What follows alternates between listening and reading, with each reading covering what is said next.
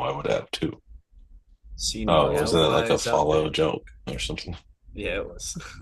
Yeah. Oh yeah. New California Republic. Patrolling the Mojave Wasteland almost makes you wish for a nuclear Yeah, weapon. it's a good say like I saw a mod where it's like whenever an NPC says that somebody launches a mini nuke at them. Caesar's Legion forever. Anyway, not kidding. Fuck that guy. Hey Ryan, hey Let's Soraya. get to Happy it. New Year. Happy New Year. Okay. So, you find yourselves once more back in the vaults of Jashrat. The first level, you have just sent a mimic home, a giant, humongous mimic, to your place of business. I think most people wouldn't advise that as a good business option, but you guys are different. Let's see what What do you wish goes. to do? Um, we never got to this last session. The mimic directed us to a magic item inside the statue. I brought out the tiara, I think it was. It was a I was circlet. It was a circlet. I was gonna cast Identify on it because Ah, I sleep in the mage room and I get that. very nice. Yes, this circlet with a, jewel in the center with like a sunburst around it is a non-attunement magic item known as the Circlet of Blasting. Oh, It allows a once a day casting of Scorching Ray mine. for free. It's mine. It's the circlet doesn't really match my aesthetic, but I'll take it. You guys see Nero be like, oh yeah, I gotta identify because I sleep in the arcane room. Let me just do that really quick. And he does it. His eyes go wide. He goes, mine. And immediately puts it on his head and walks away. Well, if anybody here is wearing a tiara that's Couldn't hear you. I can not hear you. Selena, you're the guy. Thank you.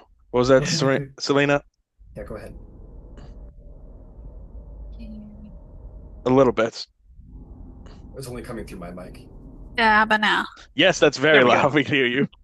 Oh, I was just teasing you for wearing a tiara. It looks It's very pretty on you. It's a circlet. A circlet. That's what the kids are calling it these days. Mm-hmm. I think your tiara is very cute.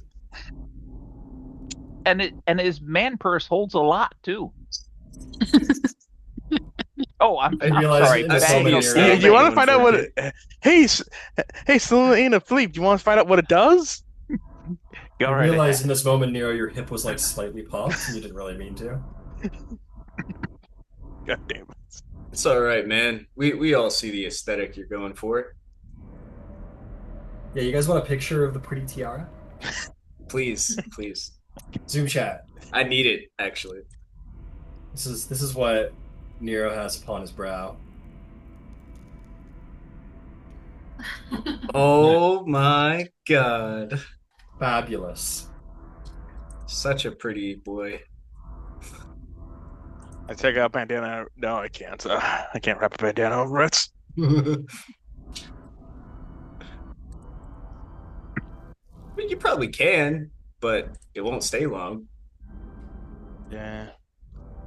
Anyway, We just tease you because we're jealous. Because we Yeah. don't have anything that looks that nice. Well, Selena does, but she's a fairy princess. She's supposed to. yeah. Yeah, exactly. Different functions, right? Mm-hmm. So, anyway, Whoa, what the fuck is this? I have a little orange ball. What the fuck? Sorry. Oh, So- cool. It's a pointer. Sorry, fuck, sorry. That He would got be so very excited. helpful telling us where to go. Yeah, dude, honestly. That's the thing with Tailspire, is that they don't give you a full rundown of all of the functions. You kind of just magically discover them every now and again. I every now and then level up. You just gotta level up. Merry I just Christmas, gotta Ryan. level up, It's a late Christmas present from Roll20 to you. Yep, exactly. Should I open up my Tailspire? Nah. Look at that face. You know, imagine like a dainty little gold band with I a got, a I little got enough. sunburst and a nice bright little crystal like Swarovski quartz right in the middle. I have a big enough forehead for it. That's Ooh, true. self-burn. Those are rare. Yeah. So from It was like whatever you do, don't call it a receding hairline. Anyway, I'm gonna. Yeah. Do you want? So, guys, do we want to start looking down the next level, or do we want to clear up what's left over here? What else do we have to clear up here?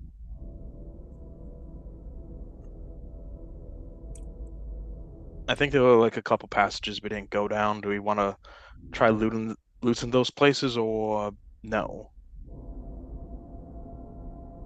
I'm pretty fucked up right now. Head back topside.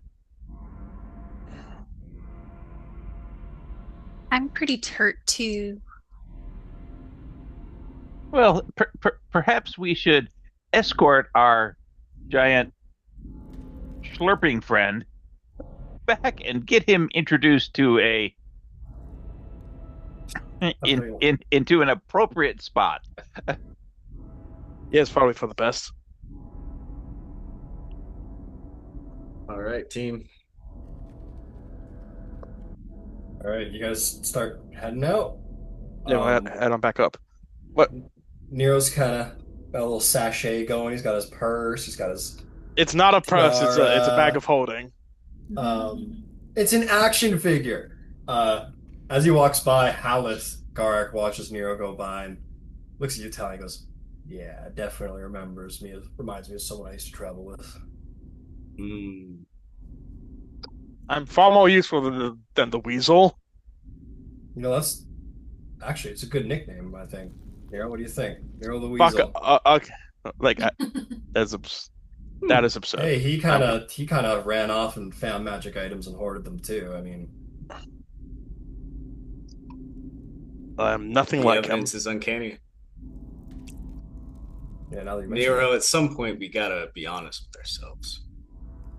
It's like I am far braver than he ever was. Yeah. How so? Actually, we don't want to be all that honest because your your your your your vibe says predator, and I don't mean the good kind, Kelly. So you know, Uh, be careful with the honesty level. You know what? That's fair. I'll take that. Alf like looks down at himself. All of his wounds have regenerated, and he kind of, all right, let's get you all the unwounded and asleep and all that. Do you sleep Um, anymore? Nope, not really. Damn, Starting to feel like it. that'd be nice. Trust me, it's not as nice as it sounds. Yeah, you guys all head out. You step over. Watch the severed arm. Step over. Watch this pile of bodies. Yep. Blocking the door a little bit. There we go. Oh, almost tripped on that decapitated head. My bad. Silly. Yeah. So, Why is this? Why is all of this biomass melted to the ground? Oh, that's sticky on my boots. Oh. Sorry. Almost forgot. Let's loot all the Tharkanan guys. I'm gonna say you say that about halfway out, and we're gonna proceed. Damn it. Yeah. Um, You gotta let them resupply. yeah, and he was like, "Oh, we forgot to loot all the coppers and silvers they had in their pockets." Half like takes you by the scruff. He goes, "Come on, Nero the Weasel." I prefer like feels like I am not a weasel. The rat is a more noble animal. You're a pinch penny, that's You know all. what? And there's nothing wrong with that. All right, Nero the rat, whatever you want. I'm not asking for I say that. Nero's actually very, very brave. He faced down a dragon all by himself. I thought you were gonna say he was brave because he put on a tiara. It is a brave new look, isn't it? Standing in this crowd, there is a degree of bravery because he had to know that this was coming. Okay, and I take it off as before we leave the dungeon. Oh, just keep it on. Well, He's a If anybody wants to give you crap, Nero, they need to understand we're allowed to. Any of them are not. I will personally hit them on your behalf. Yeah, it's gonna be on site. Yeah, but they might. Yeah, but they have. Yeah, but here's the thing: they'll have a black eye, and I'll still have a tiara on my head. It's at this point, as you guys are walking out of Old Sharn, you kind of bump into this one elven man adventurer. He's like long, very well groomed hair, and he goes, "Hi, honey. How's it going? I like the look." And kind of goes by and gives you a little wink. Oh yeah, like Neo struggles to put the knife back in the scabbard. Like, don't stab him, don't stab him. I don't know if I was supposed to punch that guy. It seems like it came from a very good place. I put it You back. guys walk by some house can of construction workers, put it and in they're like, thing. "Woo, woo, woo, yeah, It is back. baby!" It is back in. It is back in my bag. Well before that point. Oh, he's shy. And that There goes our fun. we're having so much fun. And that will bring us to you guys get back to the Platinum Rest. You know, Nero comes in. I'm just kidding. All right, next stop. Okay, you guys get back to the Platinum Rest, safe and sound. Back in the creature comforts of home. You guys can take the evening to sleep, do whatever you want to do, chit chat, whatever your poison. You're back home. What was that? I was gonna ask a above table question. So if Nero's gonna roleplay, I'll let him do that. Okay. By the way, you do see the Shield Guardian doing his one continuous dance move emote on the dance floor. He's been going for hours. Woo! Keep it up, big guy. Keep it up. Does it reset after a short amount of time and almost like he has to redo it again? Yeah, this is like literally like, I don't know, in any video game where you have like a dance emote where he does it and he gets to the beginning and there's kind of a pause and then he gets back into it. And it's only for it's like a 5-second loop. But people love it. I love that. All right. Okay. I also wanted us to have a little chat about something. It's something we probably should handle now rather than later, you know? Aesthetics. Then I pull everyone aside to the private table. Alright, you guys go up to your private booth. Yeah. You pull back the red line. Your guards sort of welcome you in. You guys sit around. A little bottle service comes your way. Thank you. It was good to be kings. I tip into silver. You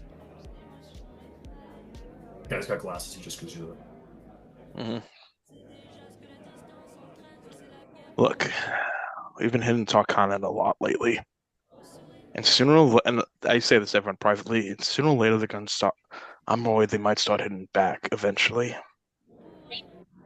How many Tharkanan are there? Do you think we could kill them all? They're probably a lot. They're a lot more than us. And I gotta imagine there's enough to staff down there and still be busy.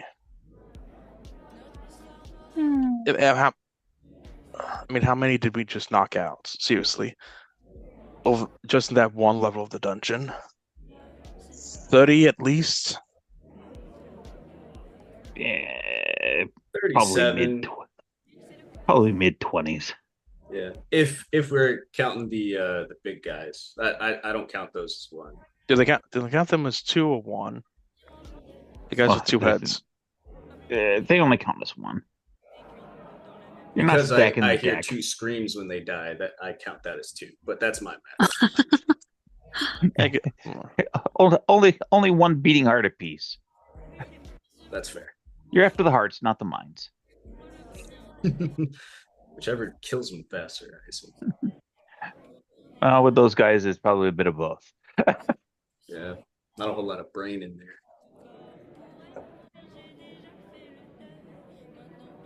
What were you getting at though, Nero? But look, eventually they're gonna come. They're gonna think like we have it out for them, and given that they likely know about Darwin now, they're gonna think we had them infiltrate the place. Well, we do have it out for them, don't we? They're bad guys. It was like you don't look. So yeah, there's an old saying like don't start a fight unless you have to. The Yeah, gang Helmut says, yeah, I've heard of you guys. I don't know if you exactly live by that credo. Didn't you start a gang war with every known criminal faction in this city at one point? yeah, but it's like Victims of circumstance is what I like to say. Circumstance of hunting down the same gold that they were.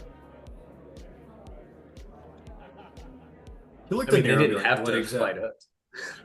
Yeah, I mean, yeah, we didn't start it. We may have finished it, but And that goes doubly so for the cave or the dungeon. It's not like we were seeking Tharkanan. I mean, we heard they were in the dungeon and we did go fight them. But I mean, it's not like we're hunting Tharkanan. anymore. my, You look at Nero and say like, so what exactly are you proposing? You're giving up this life of adventuring? no. I Start, was thinking start a nice handbag shop? no. I was thinking before this started be no this before this thing snowballed. I was thinking maybe I don't know start maybe make some kind of truce with them because the gang war is over and we have plenty of enemies. They could all start looking at us now sooner or later if they think we're still gonna be a pain in their ass. Killed shy of 50 of them in about 3 days, and you want to go to them and ask for a truce? I do you mean, think dude, they How do how you? how would you even begin to work that? They'll want blood for blood. I'm sorry we rolled up all your neophytes and sent them on to the next world. Our bad. But now that we think that you might have reprisal against us, because now that we've committed all of these, atrocities against your faction, we want there to be peace. Yeah. Has anyone escaped? Oh yeah, we did let some escape, didn't we? yeah. Yeah, we left some tied up in a room, but they probably let themselves out.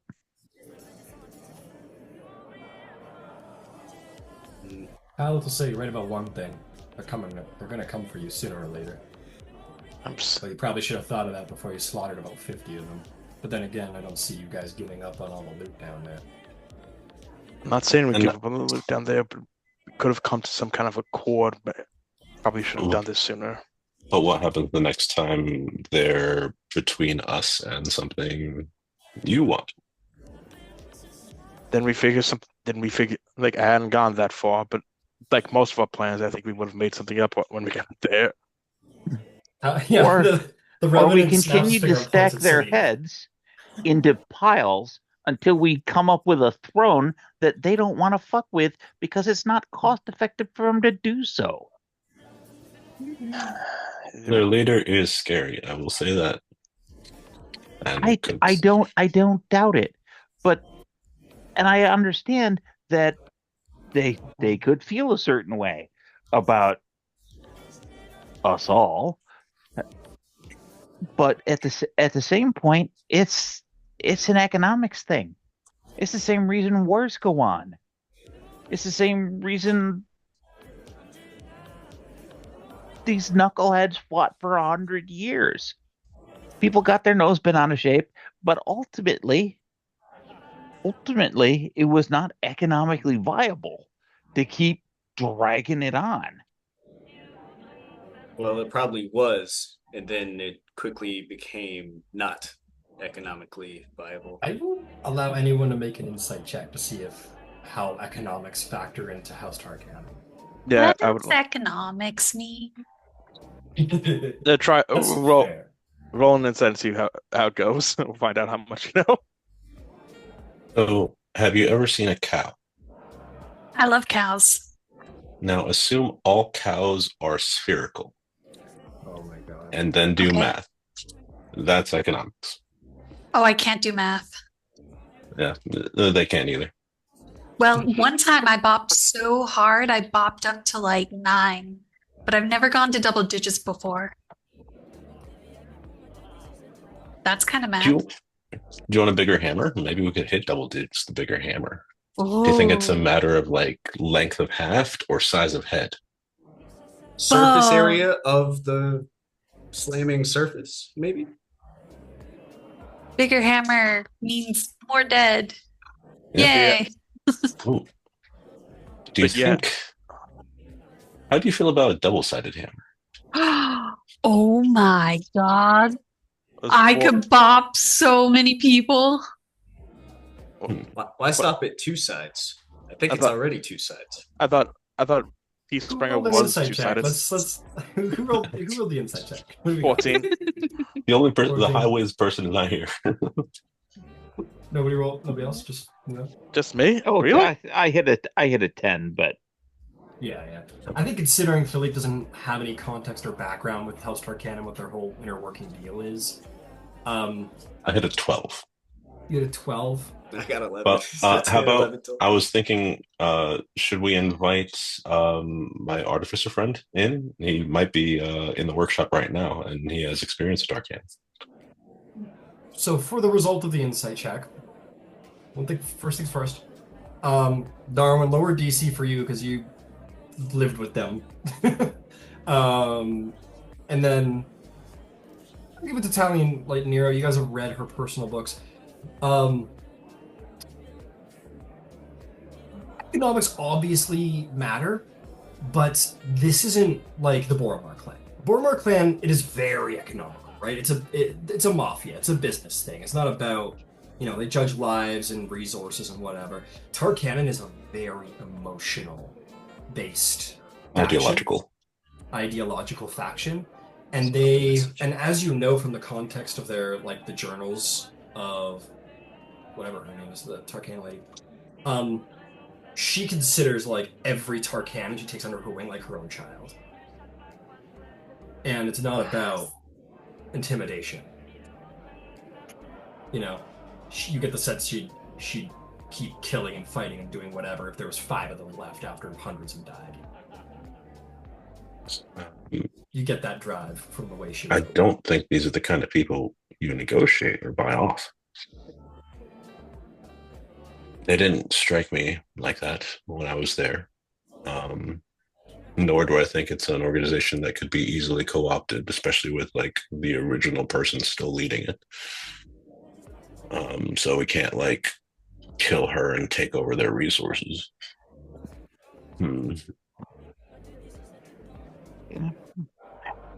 We could try to cripple them and start being proactive. Just Take the first step and like start hitting them. That would escalate things, yes, but it would keep them from only escalating on us and us being always on the responsive. I don't think we can do that Why right are now. we the only ones policing whoever this is? I think Nero's just highlighting that we're putting a bigger and bigger target on our backs because we're being the fly in their ointment. I understand. I recognize that. I fully respect the validity of that statement. But making an overture of any kind to them is just going to get whoever the messenger is killed. Flat up killed. And if they're becoming a problem for us, don't we have recourse? And by recourse, I mean, aren't they wanted, outlawed, nastily bad people? And isn't there some place that we're supposed to be able to go, hey, dude, I saw a bunch of these people that you really don't like that you think are, terrorist scumbags. We piled them up by by the score. Perhaps you want to offer a bounty onto them, and we can let the adventurers know where they live. Hollis says, let me clue you guys in. Valid statement, but you forget something very important. They're assassins and murderers. They butcher people in the street for payment. Any of you have loved ones, people you care about in the city? No. Friends? Associates? And no one outside of this establishment. I know some people they would not hits, and some people, if they found out about them, they might hits. He looks down from the side and looks down. Who's here most nights? You'll see Kalen, Elantar. What about that guy? Claims to be your friend. Didn't he put you guys up for a while? Yeah.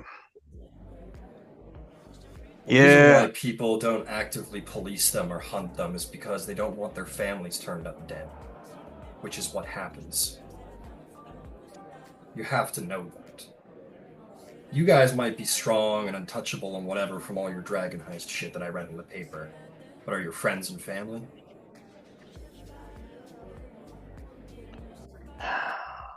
So, what, we get them all, everyone we like out of the city, is that it?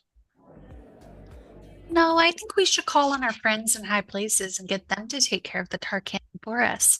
Because I'm friends with the marshals and the Red Hand. The Red Cloak Battalion? Red Cloak Battalion, yeah. We could send the military after them. Yeah, that'll work out. And okay, but what happens if they screw after somewhere else? I think And they we're just come back also later. there's two sides to this because where we're most concerned with them, at least if we do nothing, the primary area of conflict with them will continue to be the dungeon, where we will not have any backers because it is a lawless zone. No one enforces anything there. Yeah. Which could eventually lead to an escalation. All roads lead to escalation is kind of a conceit, though, so that's not worth much. Well, just a quick interruption. Help will say, sorry, I'm going to keep interrupting, but it's not technically true. There is governance down there. There's tons of different factions down there. It's just not Brayland, government of Sharn. So you have these Undertaker fuckers who extort you on the door, but there's Duskhaven, and someone runs that, and it's like a smuggler's cove, and that's on the 4th level, I think. So there are factions to speak to. There are factions to deal with. How do you know that? Did my research. I know there's the Undertakers. I know that there's Duskhaven.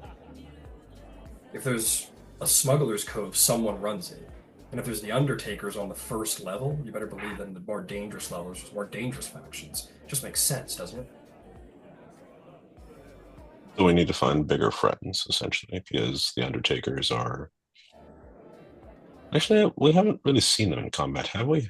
Not really. They haven't fought at all. I mean, You they're saw not. Vlad shoot a gun a couple times. It's about Except that. Yeah, but that doesn't make some. Yeah, tough enough to stand up to Tharkanan. True, and Tharkanan will be stronger down there, but maybe we find stronger friends. Maybe that's a priority we make on lower levels, finding the other factions. For the record, I've never heard of a vampire being such a bitch, but... Tally, I got some news for you. They want vampires.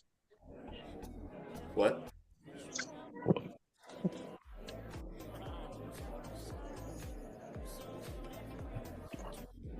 Why? But I met once.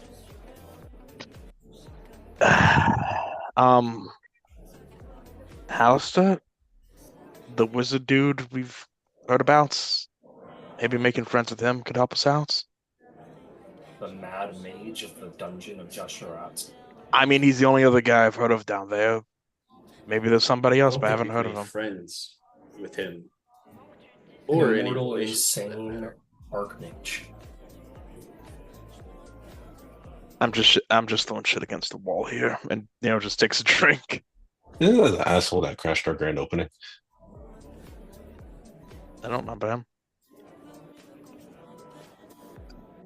That was a Ben Rick Yeah, thing. there was a private Benrig interaction between him and that guy. I don't think Okay. Sorry. you guys never.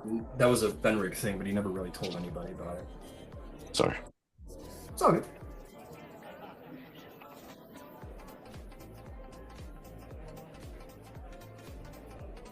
Yeah, I don't think it's a problem we necessarily solve, except making sure that we have bigger friends, because we know that they're running some kind of operation that requires ferrying people down to lower levels, which means they have presences on lower levels.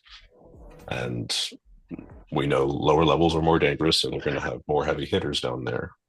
Yeah, we dealt with their neophytes. We're going to deal with them because they'll probably have stuff, or they may be guarding the only entrance to the next level down. I don't know. Or maybe one of the quests that we're on, they're in the way. Yeah, and just to be very clear, like, and you guys would easily know this because you've already fought Tharkanan.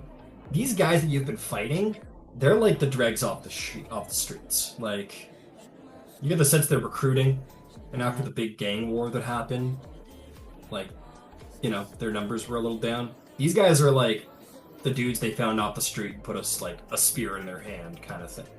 So these aren't even the assassins. Those guys that you've just fought were like all of their fresh-faced recruits.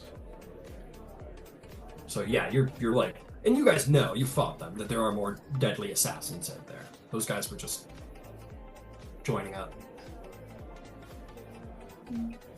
So yeah, bigger friends until we can handle them ourselves, I think, is the only option here. So it means we have to head down as an order of priority and find a different and competing faction to have as a check. Backup. Not a backup, just a check. Something that's in combination with us is going to hold them in place. And it may behoove us to do this as a two-pronged strike. Not only do we have friends down, make ties and inroads with friends down there or Tharkanan, but we perhaps draw closer friends up here, like the Red Cloaks. Having some kind of cover or stronger bond there would protect our presence up here, especially while we're away. The who? The Red Cloak Battalion. They're have not heard of them? No, not really. Oh, I'm not a native. I'm not a native to Sharn. I spent most of the last 7 years shuttling between Zendrick and Seer, and then Seer, kind of exploded. So fair. I know I am only a lowly Red Cloak, but Princess, you may be the better introduction here. Yeah, the Red Cloak Battalion is only the most elite guard in this whole city, and they count me amongst their ranks too. And she'll kind of hand kind of put her hammer in her hand. And the coolest of them all is Condom the Hammer. Sorry, there's an echo. I can't. Condom the Hammer, not Condom the Hammer. Yeah. And he's a Warforged too, who's really big and really cool. And one time he came in and saved our lives. Well, that does sound like a sort of a. Wait, that's his theme music. Is he here right now? I look over the balcony. You look down and see he's dancing with the robot. He's on the dance floor. Oh, there he is. Shield Guardian. Hey, Philippe, there he is. He is a little big. Oh yeah, that guy's fucking like, he's huge. He's like near 7 feet tall. He's fucking massive. If Shield Guardian is still a little bigger, right? Oh, Shield Guardian's still sizably larger. Are they doing the same Condon, emote? good to see you. I didn't know you were here. Hello, Princess Selena Dewdrop. It is good to see you again, Red Hand. Yes. Oh man. Well, I'm really glad you're here actually because my friends could use your help. However I can assist, please let me know. We Red Cloaks must stick together. Yeah. Well, it's really simple. We want to take down House Tharkanan. No. Oh. Why not? Well, it's a very complicated situation. But essentially it boils down to this. They will kill us. Oh. It's that bad? You're saying you're outmatched as a military might? Never. I am Kadan the Hammer. But my fellow Warforge, they would be targeted and hurt in the process. They are an unfortunate danger of living in the city. But I cannot bring them down single-handedly. Even the mightiest mountain can fall to a river. I don't know if I said that right. I'm not good at saying. It sounded great, Condon. Don't worry. Thank you, Princess. Yes, unfortunately, House Tharkanan is a major threat, and I only have 3 men in the city. They are titans amongst men, but they are still only 3, and I'm one of them. There's Do you know only how 3? many House Tharkanan there are? No, but I assume it is in the dozens. If not, most certainly more than 100, maybe more. I don't know. I literally don't know. Yeah. Well, yeah, we probably hunt hot water with them at the moment because I'll explain the situation to him. Well, we slaughtered them. Ah, I see. A fine feat for the good of all. They're barely basically bumps off the street. It wasn't that impressive. And yet, I imagine the slaughter was worth many stories. I'll tell you all about it. Ah, I do so relish the tales of battle. Excellent. Do you think the marshals could help us out? Ah, the Sentinel Marshals. They have been trying to pin them down for ages. The problem is that they keep dying when they try to. Oh. Yes. It's kind of like the unfortunate suicide assignment. Old Sharn. Yeah, when the government comes down and is like, you're on Tharkanan, you're like, shit, I better write my will. And then that person who assigned you usually ends up dead too. So nobody really, wants to take it on. If I was ordered to do so by my beloved Braylon, I would. But I am but one and I would fail. Why is Braylon letting them get away with it? Because they don't want to fucking die. And it's complicated. It's a criminal syndicate. I understand that, but these folks have an army. If somebody is that bad that they are causing that kind of fear and degradation of morale, why don't you just shock all of them to death? I am a soldier, I am not a governor. But I trust in King Boreal's judgment, along with the Citadel. 2 options. I have 2 theories about that, Philippe. 1, they've already tried that and maybe it failed. I don't know, but I'm just speculating. 2, maybe they've hired them before, and I whisper that part. How dare you speak I whispered that part. I'm standing right here, you fucker. Because I never said so. I never said the King of Brayland. I just said somebody. Speak poorly about the king and his in the what is it called? The Parliament. Speak poorly of the king and the British Parliament again. You will meet my hammer. I'm not saying I never say anything about the king and the parliament. I'm just saying that the other people might be in power might be doing so, might not are eager to get rid of him. Princess Selena Dewdrop, could I enlist you to see that those heathens who do not understand true patriotism to their king and queen be shown no mercy? Of course, Kondon. I'll make sure Nero understands his mistakes and follows the goodness of his king. Excellent. For the violation of the reputation of one royal is the violation of all. I know you understand. He'll put out a massive fist to props you. What are your thoughts about the stuff that I'm reading in the paper? I don't know what you're reading. You don't give me the funny the section stuff about kind of guy. Freeland and Dargoon and this Princess Hayden. What the Yeah, I don't know fuck? about any of that shit. I got way too out of hand in the other campaign. That doesn't exist here. Yeah. I'm no political expert, House but Leora? They old, don't know who are they. yeah, but old Nero would say like, sounds like some shit got way out of hand. Anyway, I definitely don't want to get into that bullshit in this game. yeah. Anyway,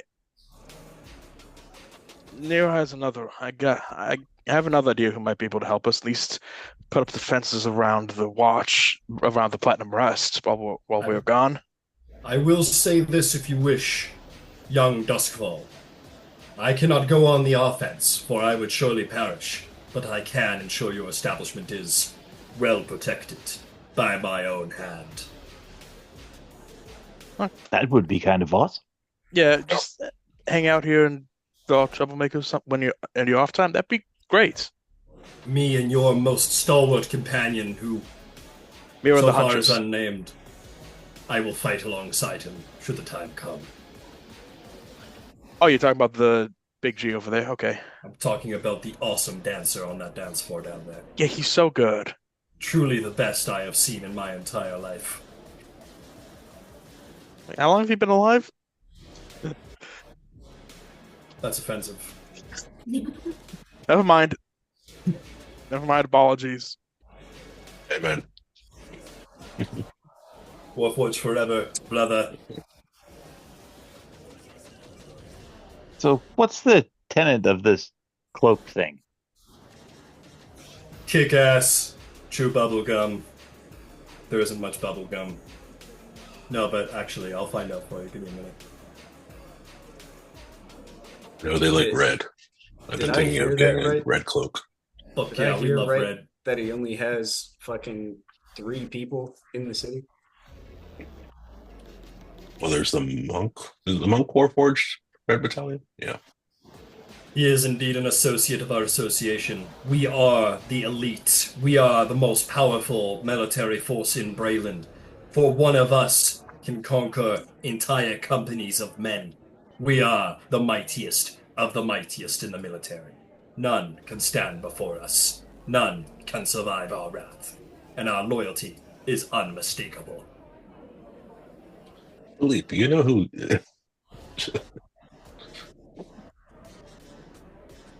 But you only have 3 men. In Brayland, our group is so awesome and elite that there's only about 40 members active at any given time in all of Brayland.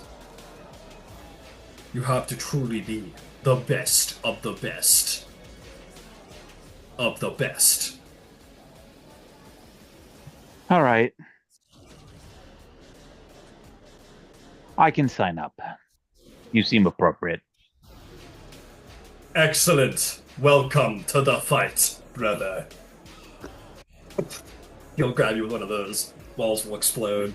He says, you shall henceforth be a red hand. This is our recruiting rank. Should you prove yourself the mightiest of the mighty, you may indeed, like the princess one day, become a red cloak. Cloak.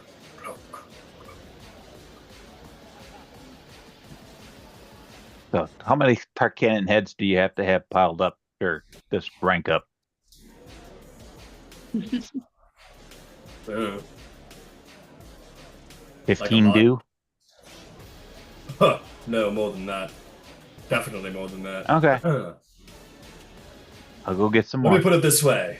When you think you could stand at the head of an army, one man, and face down an entire other army in the vanguard, and not only live, but bring victory against impossible odds, come find me, and you may just earn your cloak.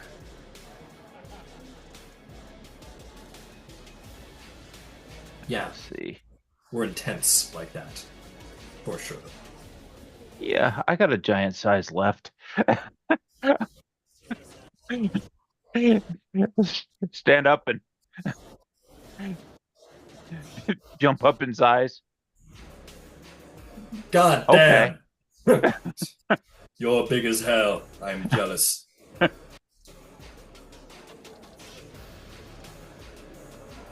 I could still take you though, like for sure. I don't doubt it. Not for long. Yeah, you heard me, Tally.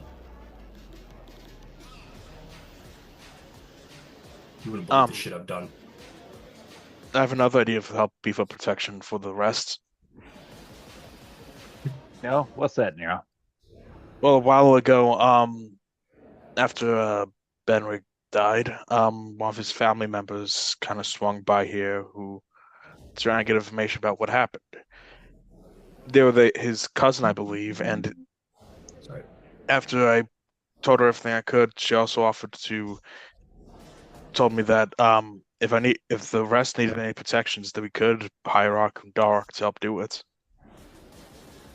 Oh, now that's interesting.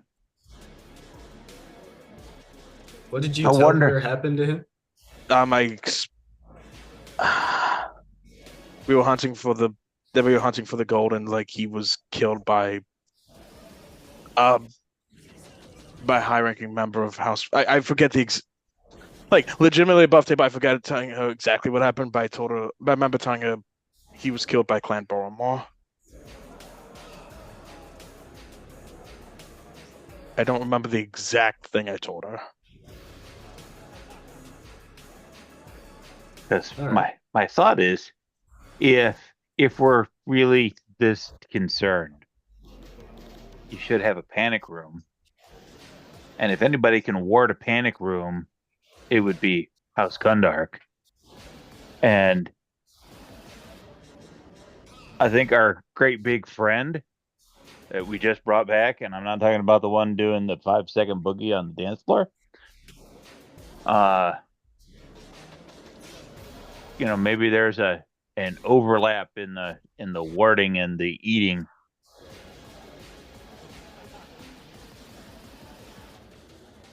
That'd be a good idea. That would, make that safe room, panic room, whatever you want to call it, something that's, really viable. It could definitely help.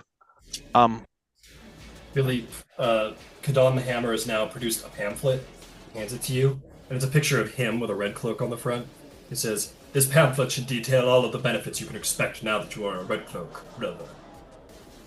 And you can find it in the Zoom chat. Oh, sweet. I was actually going to ask about this. What kind of rare items you got to lend us, Pandan? I bet you have something really cool. What kind do you want, Sister of Battle?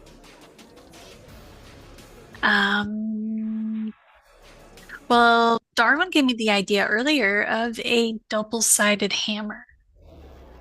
A double-sided hammer. Yeah. That's pretty cool. I'll see what I can do. A warning, though. It will not last forever. It will have to disappear mysteriously, eventually. Okay, I understand. Also, how strong are you? I'm the strongest. Then you are capable of wielding a maul, I believe, if you wish, yes? Yeah.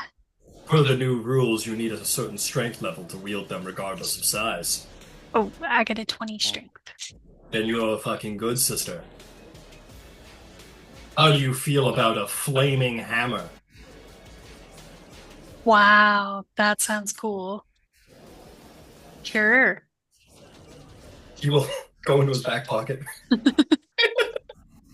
he will pull up his cloak and then pull it back.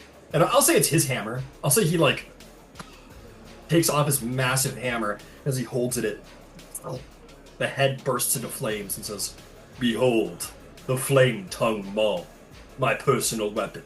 Many have slain by its flame and bludgeoning damage, and now I bequeath it unto you for a limited time." Sweet. I'm gonna bop so many bad guys with this.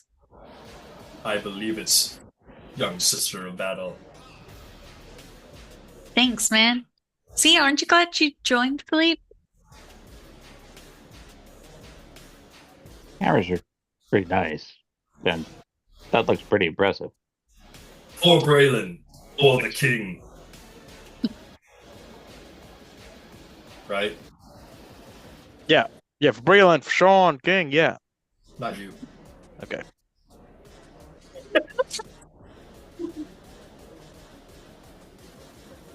Never mind, it's fine. I know you must love the king, for you have joined one of his factions of government. Absolutely. Yeah, absolutely. Yeah, absolutely. Love Sean, love the King. I'm sorry, are you a red hand? Did you join up at one point? Wait, Red Cloak, me? Yeah, you, Duskfall, who's been talking. Yeah, remember? No, I don't actually. Yeah, oh. I did. Oh, great. Well, good. Yeah, I'm friends with Mira the Huntress. Oh, yes, she said she had an assistant or an apprentice of some kind. That is you? Yeah, I'm good at helping people sneak around, and she's someone who likes sneaking around. She certainly does. I saw her kill 100 men from a single vantage point in the war. Yeah, she's badass. She really turns my gears, if you know what I mean. Damn. Because like I give him like yeah, man. Like, it was like, but yeah. Oh wait, another. Anyway, I have been an interesting character, I am sure, in this particular conversation, but I shall leave you now for your continued discussions. Thank you.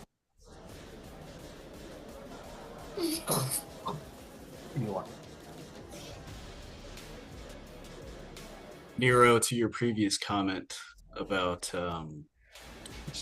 Braylon using and both hunting Tharkanan, you're right on both counts. Yeah. They did during the war. Maybe they think something pops up if another war breaks out, the Mona goes away. They could be useful again.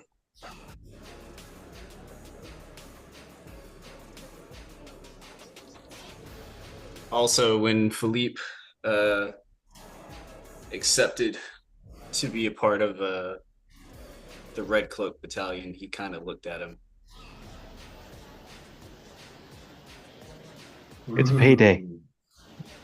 If we're looking for added force because we're up against it, we don't have a lot of options, boss. Plus, That it's guy is cool. built like a friggin' truck. Whatever the hell that is. But it's big. Kadon suddenly appears and goes, "I take offense to that. I am not built like a truck. I am built like a whole damn tank." And walks away. Do you have something against the color red?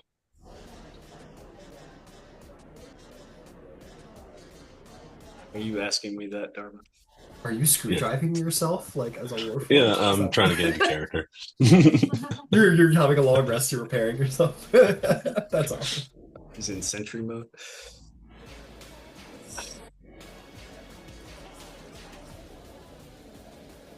Have you even tried wearing red? It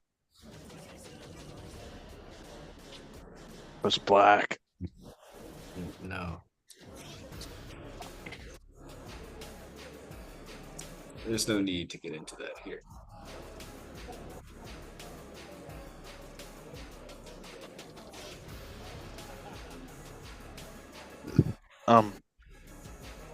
That was one thing I'll say, inspired by Sarai's comments.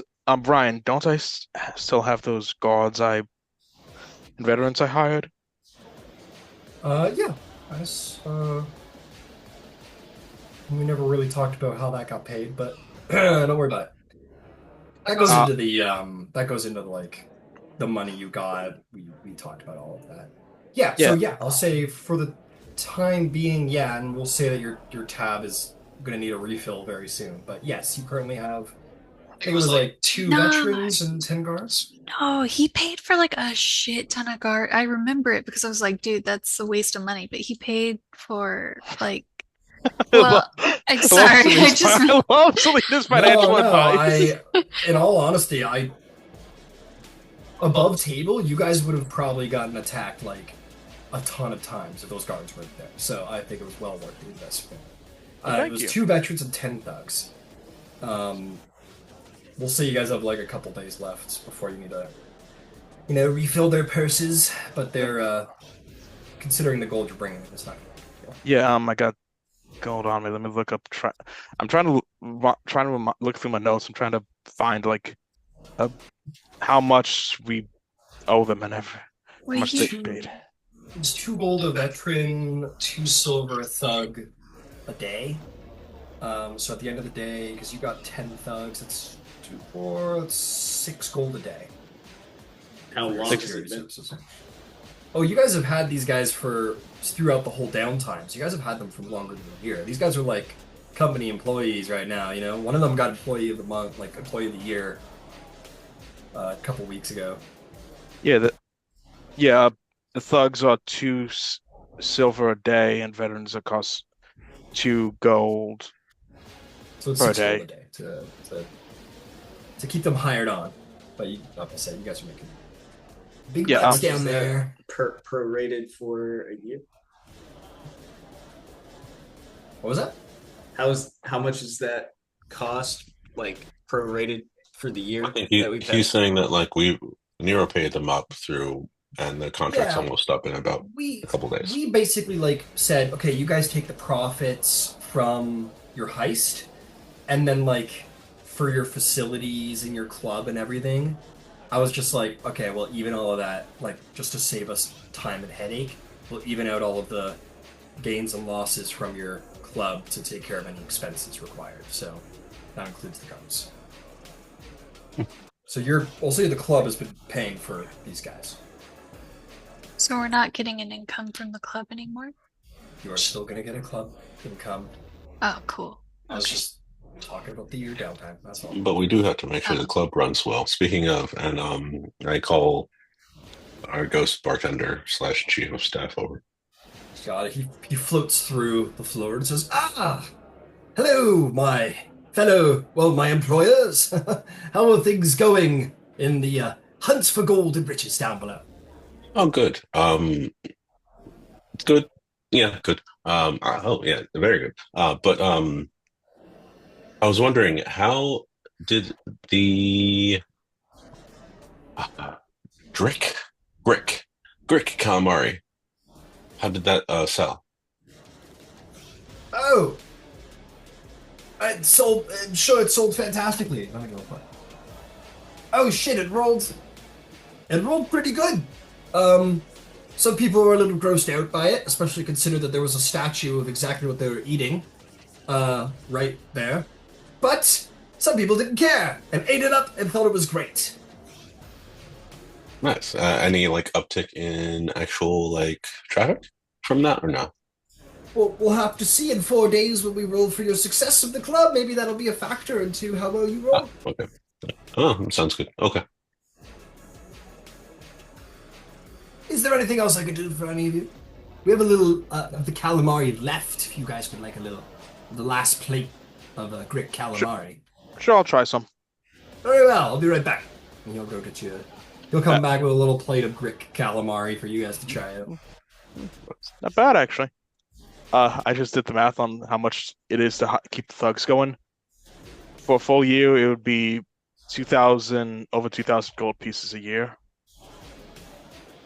Mm-hmm. But you also, you made probably much more than that. We don't need to talk about it. Yeah, but we'll figure it out later. We've already dealt with the downtime long ago. Okay. Yeah, okay. You can move past it. Yeah, let's move past it. Okay. Hi That guys. way you'll go off to bed. Hey, Oh. Hey, Katash. hey, Hi guys. Katash, you've been quiet this Yeah, whole I chat so was far. having a nap. I was quite tired from that crawl. Can somebody get me a drink? Oh, sure. Calamari? Sure. Oh, what is this? The ghost Elaine points down to the dance floor and points at the taxidermy Grick statue. Mr. Gaston, I think this is more your speed. Go ahead. And then yeah, I'll just sit down with everyone. Yeah, that's all. Actually, can I do an insight check?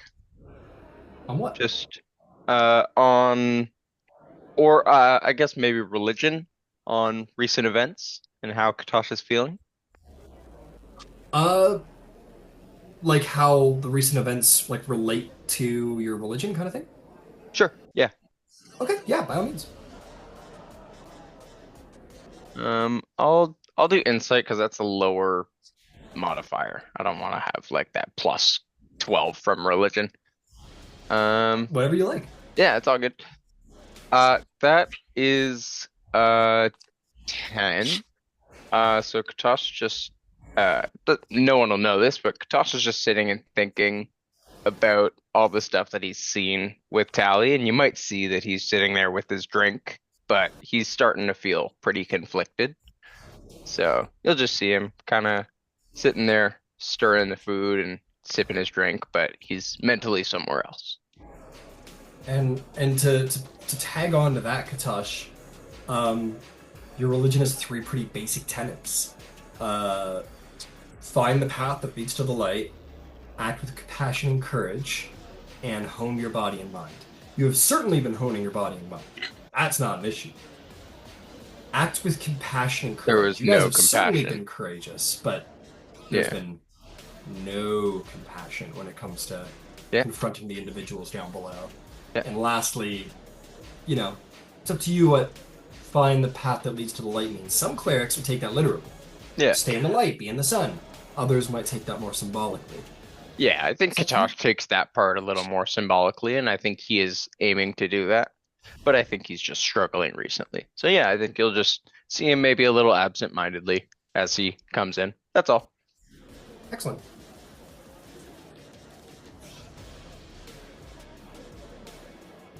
Darwin, I would say, notices and like, hey, Katash, you doing okay? Yes, yes. Just dungeon getting to me, I think. Just need a good night's sleep, I think. Should be okay. All right. Well, let us know if you need anything. We need everyone at optimal efficiency and all that. Yes, yes. I worry about all of you too. I'll always look out for everyone. If anyone needs anything or has anything else going on, I'm here to speak even as a man of faith if you need something to talk about. But let's carry on. Let's further plans, or let's have a drink and then have a rest. Don't worry about this. You good, man? Yeah, doing great. Good job, Okay. Nero. Really, honestly, you've Thanks. been doing good recently. Thanks. Thanks. I bought some drinks. Nice. Yeah, let's do that, and I guess we'll head to bed. Works for me. Yeah, Saint would head to bed too. Got it.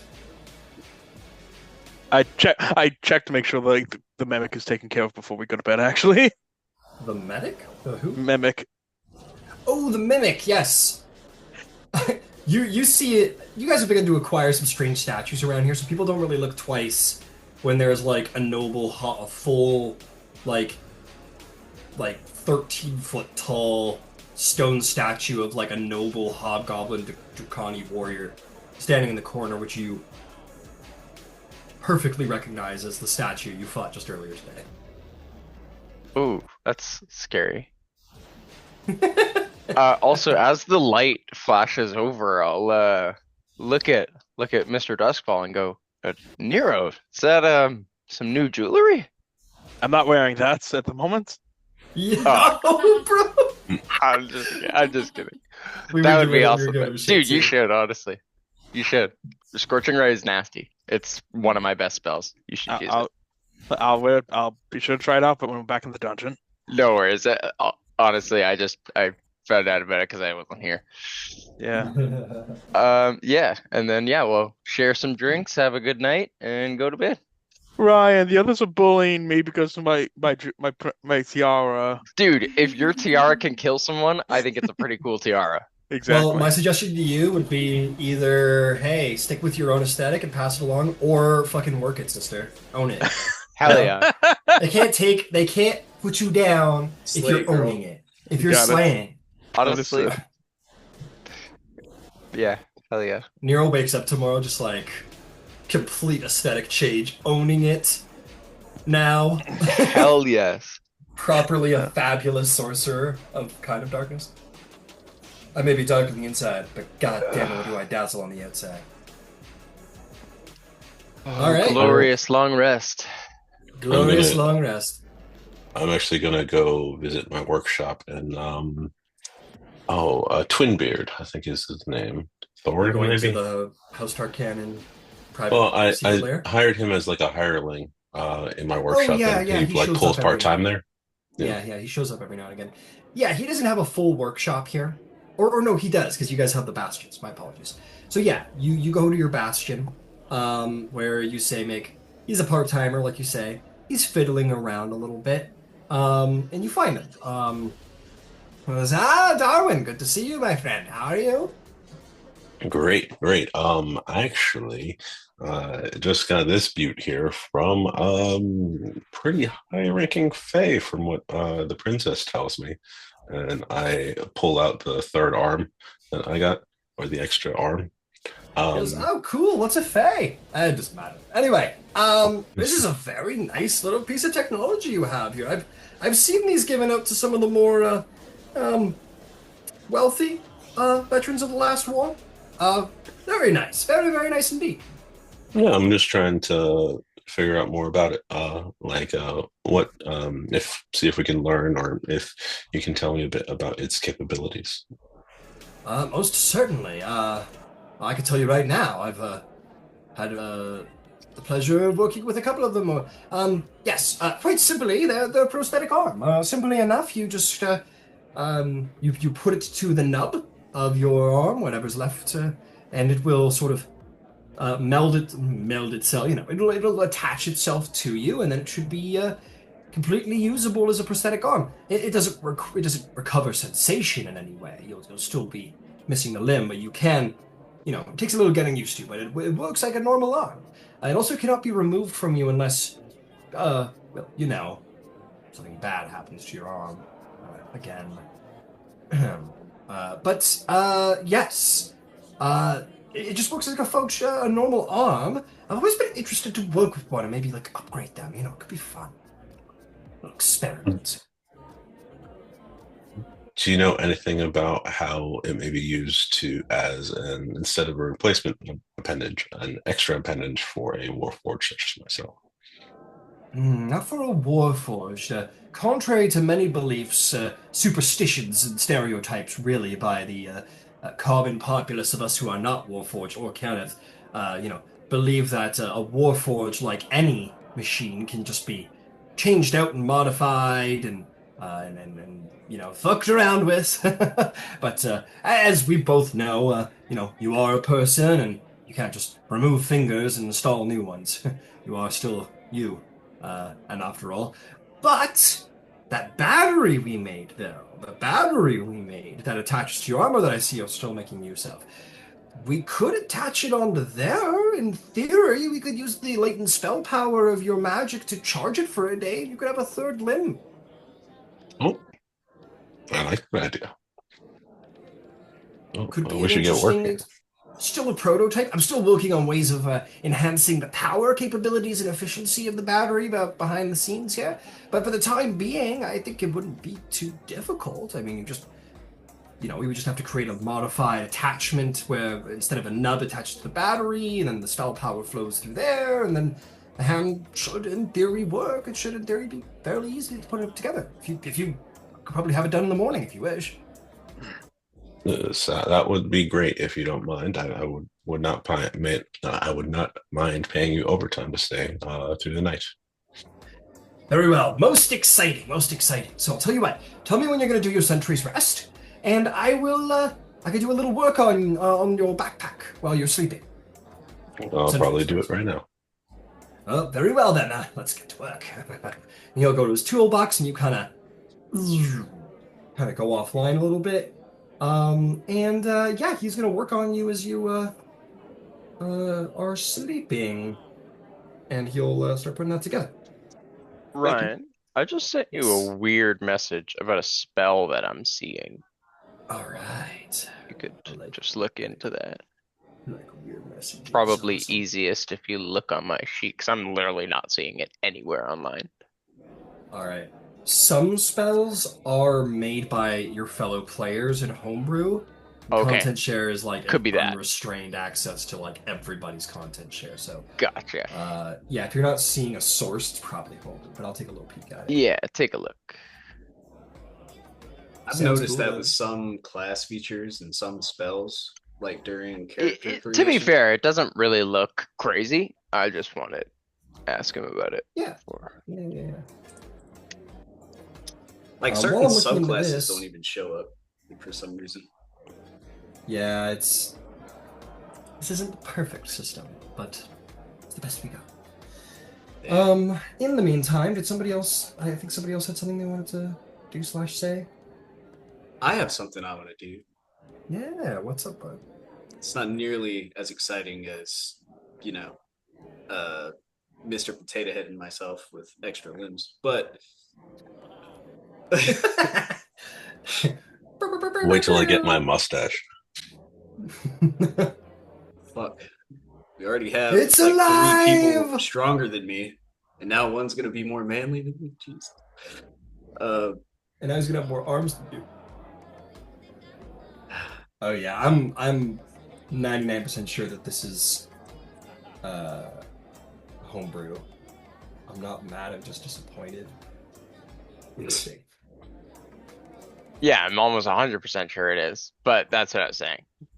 Pretty much seems like a reflavored other spell. Yeah.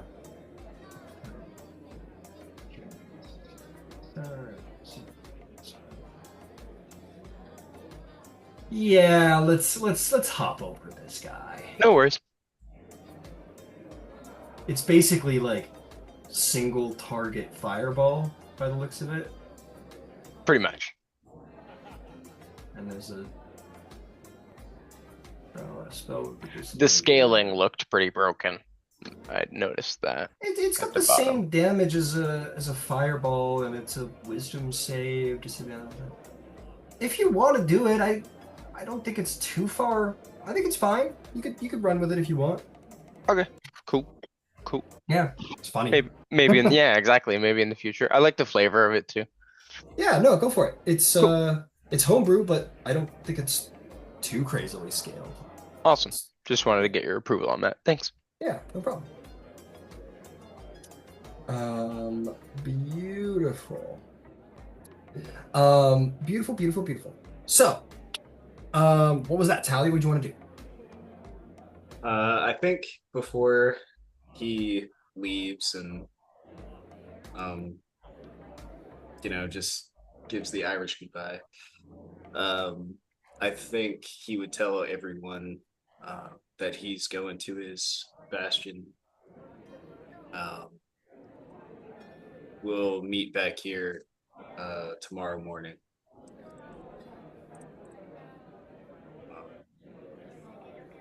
Give his nod, and then he'll head over to the bastion. I think I do have hirelings in both the warehouse portions. Yeah, absolutely. Absolutely. So, I'm keeping track of some stuff here. Glass. Darwin is. Darwin, you have two swords.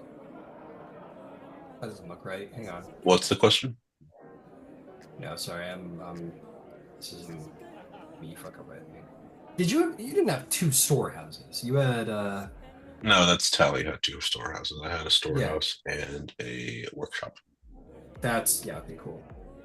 I thought that was the case. So I'm just gonna kind of like add NPCs as we go, rather than just like here's a million names, enjoy. So as you guys are going in there, I'll kind of like make them up on the fly. So write down. What's this guy's name again, Darwin? Oh, I had it written down. It's Twinbeard? like Twinbeard? Thorin Twinbeard, I want to say, but let me Lauren confirm that. Twinbeard sounds right. That's right. Got it.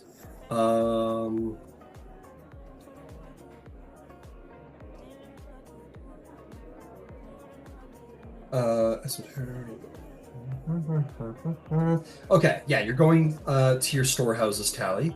I'll just say that you probably have like a guy there who runs everything. Um,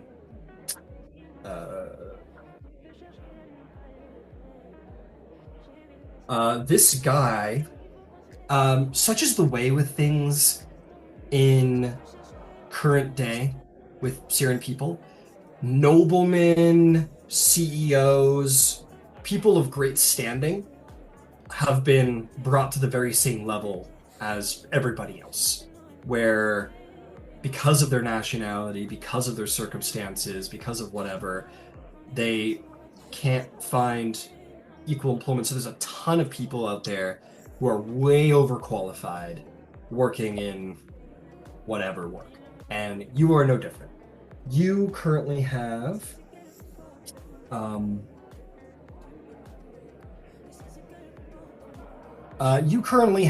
working for you your head guy who's in charge of both of your storehouses. His name is going to be Arland Eardecker. Arland Eardecker? Yeah, I'm going to write it down and I'm going to give it to you. But so he was a member of a noble family. It was like a noble merchant family. He was like the first son who was going to take over the family like shipping empire. And now he works for you and he runs two storehouses that ship about 1,000 gold a week. So it's rough. It's a rough situation for him, and you see it on his face every day. Very grateful for the position, but nonetheless, look at where I am, look at where I thought I was going to be. But yeah, Decker, he doesn't mind being called by his last name, Decker. He says, Tally, it is Mr. Tally. It is good to see you again, sir. Everything is running smoothly. Is there anything I can do for you?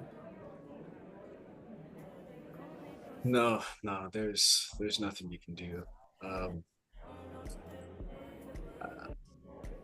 I was just wanted to stop in the parlor for tonight. Well, I'll leave you to it then. Things seem to be as good as I left them. Yeah, and that's the thing too, is like true to the overqualification of him, like everything is always in perfect logistical like order. You've never come by and seen a hair out of place. This is like the easiest thing for him in the world, right? It's like asking a chess master to teach children like how to play checkers. So everything's in perfect order, as always. You know what, Thorvin? How was your Christmas? Oh, it was good. Thank you for asking, sir. Just kind of spent some time with some family members, a little bit. Yeah, nothing too special. How was it for you? So strange.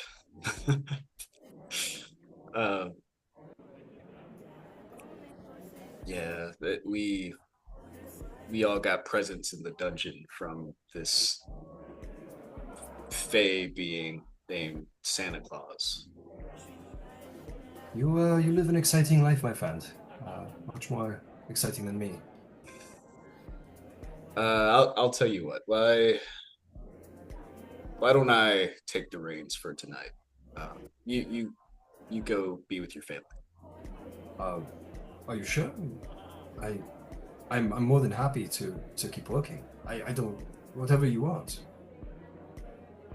I think you've done enough. Okay. Okay. Uh, sure. Um, I hope that I haven't done anything to upset you. He puts a hand on his shoulder. No, I think you're doing a fantastic job. I just want you to go home and enjoy your family. Thank you. Okay. And one more thing, Arlen. I'm sorry I can't provide more for you. Oh, no need at all. I'm very appreciative for the opportunity. Okay, uh, this is the best offer I've had in since I've come to Sharn a year ago. So thank you. It actually means a lot. I'll see you tomorrow then. Perhaps. Maybe. And he smiles and he kind of gives, I think it's only one. Yeah, I think it's only one employee per storehouse. I'm just gonna combine them for him. But yeah, he takes off. And in fairness, like, there's not much to be done. He's probably had everything organized for the next 4 weeks. You go in, you're like, he gives you the clipboard, and you're like, great, put it over there. He always works late. He always comes in early. Yeah, I'm sure he is. But he kind of gives it one last look over the warehouse, stock rooms, whatever, and kind of turns out the light, or I guess the lantern, whatever. Yeah. And he goes up the stairs, through the door, and in the parlor, it's got very nice polished wood fixtures, and it has a coat rack. He takes off his jacket, puts it on, and as he walks by these large, French Gothic windows, stained. They're designed where they catch the light in the morning and in the evening, or for sunrise, sunset kind of deal. Yeah. And he just kind of goes over to this central couch next to a bar cart, uncorks some brown liquid and pours it in a cup. Sits on the couch, and he just looks ahead as he sips until he eventually passes out from alcohol-induced sleepiness.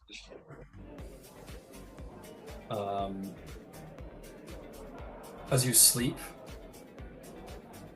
you kind of semi-coherently in your dream see that other darker form of yourself, a little passenger you picked up recently. Should we open another door?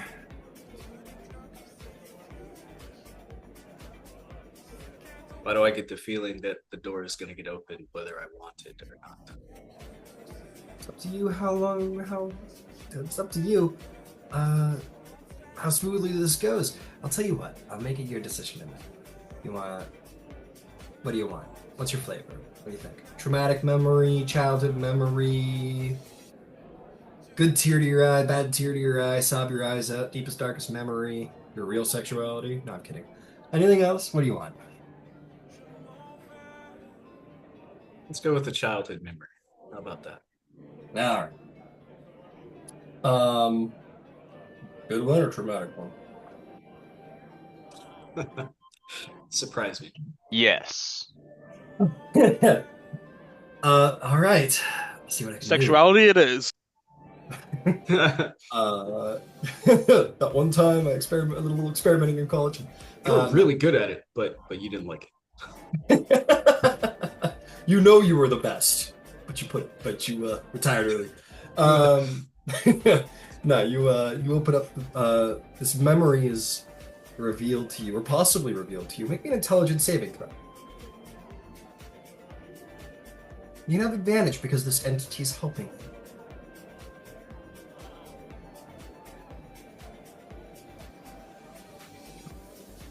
17 with advantage.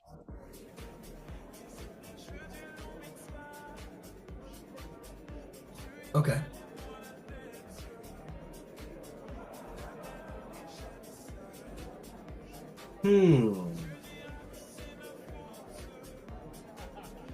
You have a childhood memory. And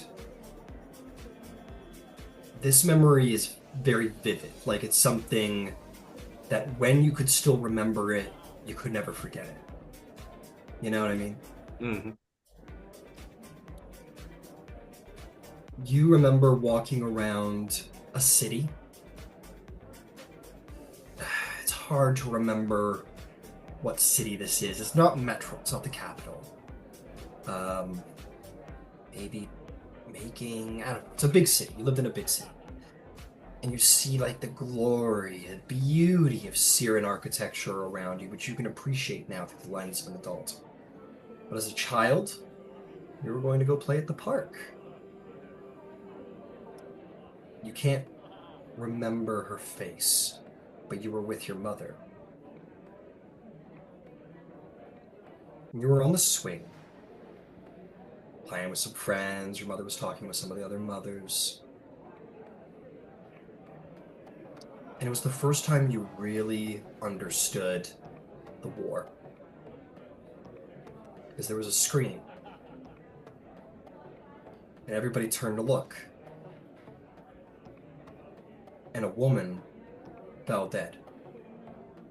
Because she had been stabbed by a warrior made of bone, clad in leather. And it looked at you with dead eyes as you saw flooding in from the streets and the sound of bells ringing hard in your ears as you heard people shouting, "Karnath has come! Karnath has come! Run for safety! Run for your lives!" And you saw the undead pour into the city. And your mother tried to get you to safety.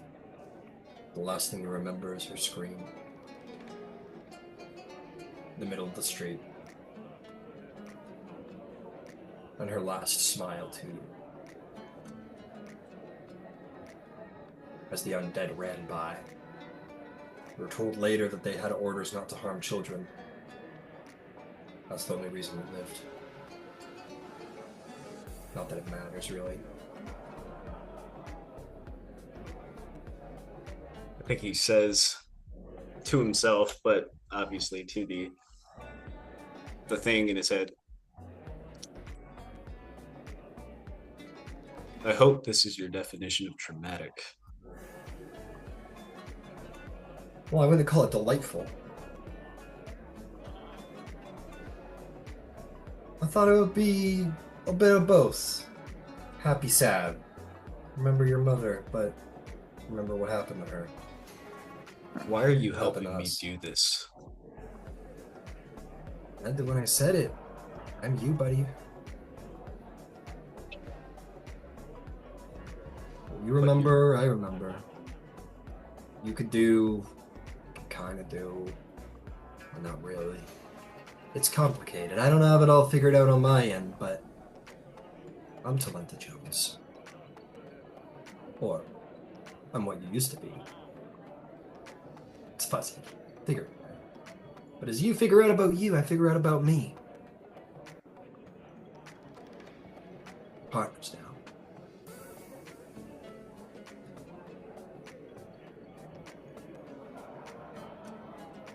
So can I drift off into slumber now? Yeah. Get your sleep. I'll be here when you wake up.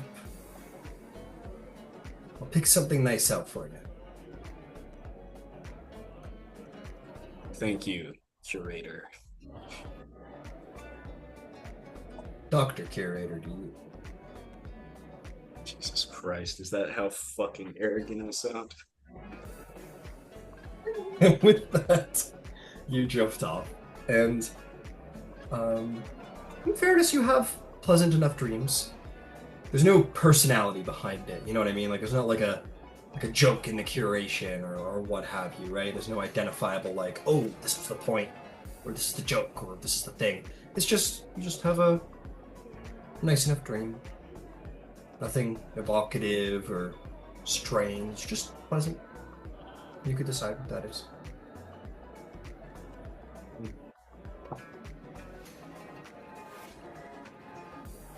Anybody else? Anything to do during this wonderful long rest? If I could stumble to the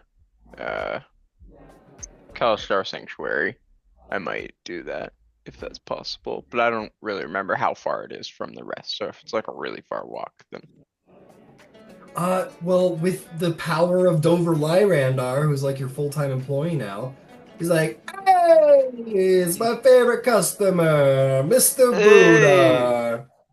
Oh, need a ride back up? that'd be great. And I'll give him a bottle of wine from our thing sealed for after your shift. Only after. You treat me so well. You treat me so well. Well, you don't trust me to drink and fly? Probably As not long after as I'm last not time. on the aircraft. Be careful. That's fair. That's fair. That's fair. You get busy. I know what you mean. And Sean's a busy place, so let me get you home. Bottle of wine. 10, Ooh, 10 this is silver. the- Sure. Yeah, a gold. Why not? Sure, yeah. He goes, oh, a bottle of wine? You treat me to all the fancy shit. Of course, the best for an employee of the rest. Thank you very much. And yeah, I'll have him Alright. take me to the sanctuary.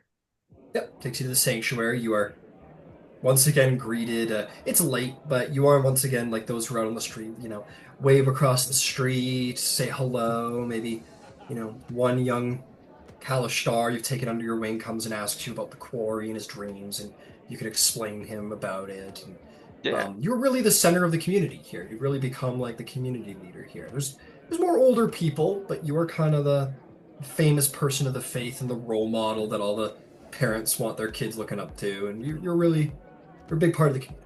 Cool.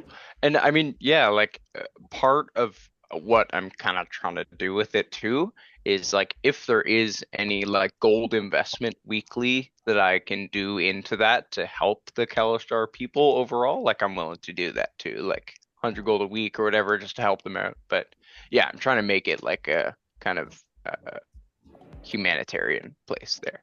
You can donate as much as you want. The Temple of the Path of Light, they obviously keep money to keep themselves running, but they do regular donations to the community. So you could Okay. put Yeah, on I'll there as much as I'll you want. just hand the head person there a pouch of the 100 gold.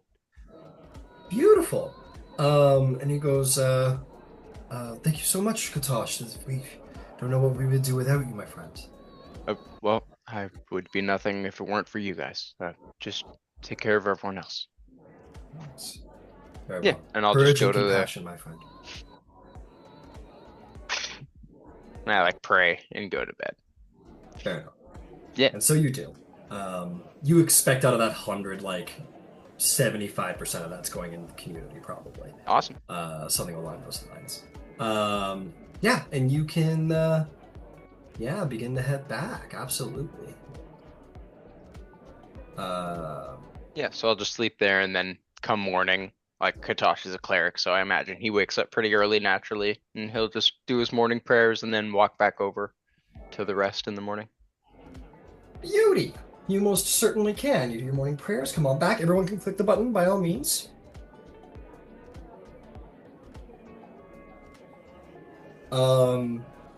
I also show off to all the other Kalistar my sick ass mace, Lightbringer. Yeah. Like, oh wow. They're like, the more priestly are like, oh, it's like the quarry sent it themselves. Yeah. And then Gift of others the are Fae, I suppose. yeah, someone's like, what's a fan? You have a little Yeah. breakfast story for There you them. go. Exactly. Very wholesome, very wholesome. Incredible. Meanwhile, back at the tavern, Nero, as you're waking up, you hear, "Hey, you son of a bitch!" And you're gonna turn around and see Remus. Amos, hey man, how you doing, man? Ah, I'm good. Good to see you, buddy. And he gives you a big hug and pats your back, and he goes, "What's been going on? What's been going on?" It's been finally. Hey, let's head up to the head up to the booth, okay? Yeah. Oh, private booth for me? Yeah, sure. Well, yeah, of course. All right. And he heads up there and he goes, "Man, you really come a long way from that little apartment you were squatting in down Lower Dura, huh? Still remember where you came from?" Of course. I mean, who could forget? You know. I sure as shit haven't because I wake up every morning and Hey, it was like, so how's the family doing? things are fine. Always oh, Remus, not getting into trouble. Oh, don't mess with this person. Don't steal that. I know what I'm doing. Spent a couple of nights in the Sharn watch jail, but they got me out. You got snatched? Yeah, it happens to the best of us every now and again. Yeah. How'd it happen? Come on, give me the details. Oh, I picked one of those fools' pockets, and yeah, they caught up to me the next day. Little bad luck, actually. I just kind of was walking down the street, and he went, "Hey, you!" And I turned around. There was already some guys down the street, got cornered, Yeah, but they couldn't prove that it was me, so they had to let me go. of course. Because it wasn't you, of course. Because it wasn't you. I know, I called them racist, and that was pretty much it. They just let me go. Anyway, any special occasion it brings you up here? You don't come up here too often. No, I don't. I try and time it for when you're here. They don't usually let me in the door. I tell them all the time, like, "Hey, I'm Nero's best buddy. You gotta let me in." They're like, "Yeah, get the fuck out of here." But this time I snuck in. Because you're welcome anytime. Time you're in, of course. All right. Yeah, let Look, your guards know. Let your guards know. I will. I'll give them the heads up. Look, look, like I tell them about, Hey, and I give you them. got any money? You got any money rolling around? You got any extra work for the undercity troublemaker like myself? Huh? Help out Like, somehow? I tell them. Well, I leave 10 gold on the table for him to pick up. Oh, he scoops that up quick as can be. He goes, "Don't forget his friends." Hey, I don't. You've saved my ass plenty of times. Hey, and I give him the rundown of what's been going on lately about Josh Sherratt and everything. So, oh, you guys are taking on Josh Sharn. And I heard about that. Yeah, and they weren't even real vampires. Can you believe that shit? Fucking classic. I should try that. 'Cause I told him I'm a real werewolf. it was like, man, they might. Yeah, be careful. Some people might believe it. All the better. Hey, look, seriously. Yeah, what's up? It's been a look. We also been running into Tharkanan again down there. Oh shit. He Really? gives, It's been trying to spread their wings down there. We just kind of came back from like a big dust up down there, and they left a lot of them dead. And Tharkanan shit. isn't the people who. They're not the kind of the people who tend to forgive and forget. They're not even me. they're not even the Bormor clan. You can buy them off. They're not like you come for them. They come for blood. The Well, bigger. hey, look, it's probably fine, right? You killed all of them, right? They can't report back if they're all dead. It was like, so like it feels like I think we killed them all, but there's always a chance some of them get away. Sure. Do you want me to put some feelers out? See what's going on? Just See keep what your ear to the what ground and maybe don't advertise yourself as my best friend right now, okay? Oh fuck, that bad, huh? It feels like it's Tharkanan. You know what they do. Yeah, man, I know what they do. They, remember, what- uh, you remember, Felix? yeah, you remember Felix from like the old gang we used to run with about 4 years back? Yeah, remember the fucker. What about him? Yeah, man. Word is he crossed one of the Tharkanan, a couple of Tharkanan recruits. He got a job on them, and they butchered him in the street, man. Turned up dead. I don't know what he was thinking. Like everyone Look, knows what happens. exactly. Yeah, and I'm lucky enough I got security up here. But look, it's look until for a while it might be best like you don't even come up here for a while. Or if you do, maybe you just stay up here and I offer you a room and you just stay here for a while. Hey! It's me we're talking about. I'll just sneak in the back door, keep things nice and quiet. I'll keep an ear to the ground for you and see what I can, just nothing too fancy. Trust me, you know me, and that's what takes. You don't get your nose into too much trouble when you're living like Lower Dura, right? So I know how to keep out of trouble. We made a career out of it, We especially made when getting into trouble. we made a career of getting into trouble and getting out of it. Exactly. So I'll tell you what, if you want, I'm certainly not going to put myself in harm's way for no reason. So if you don't want it, that's fine. But if you want me to just, very light feelers, like, hey, have you heard anything? To some pals, I can see if I can, get a beat on anything. Nothing too crazy. See what they're up to, how they're feeling, what they're moving, what they're doing. More about even that, but like if you want to do it, I'm not gonna stop you, but for the love of God, keep your head down. Hey, I do it because we're buddies and we go back and we've been through a lot of shit. If you don't want me to do it, I'm sure it's fucking shit not risking myself for the fun of it. Well then don't. All right. I'll handle talking on myself. Just keep your head low, okay? All right, I'll keep my head low. As far as people are concerned, I don't know who the fuck Neurodosfall is.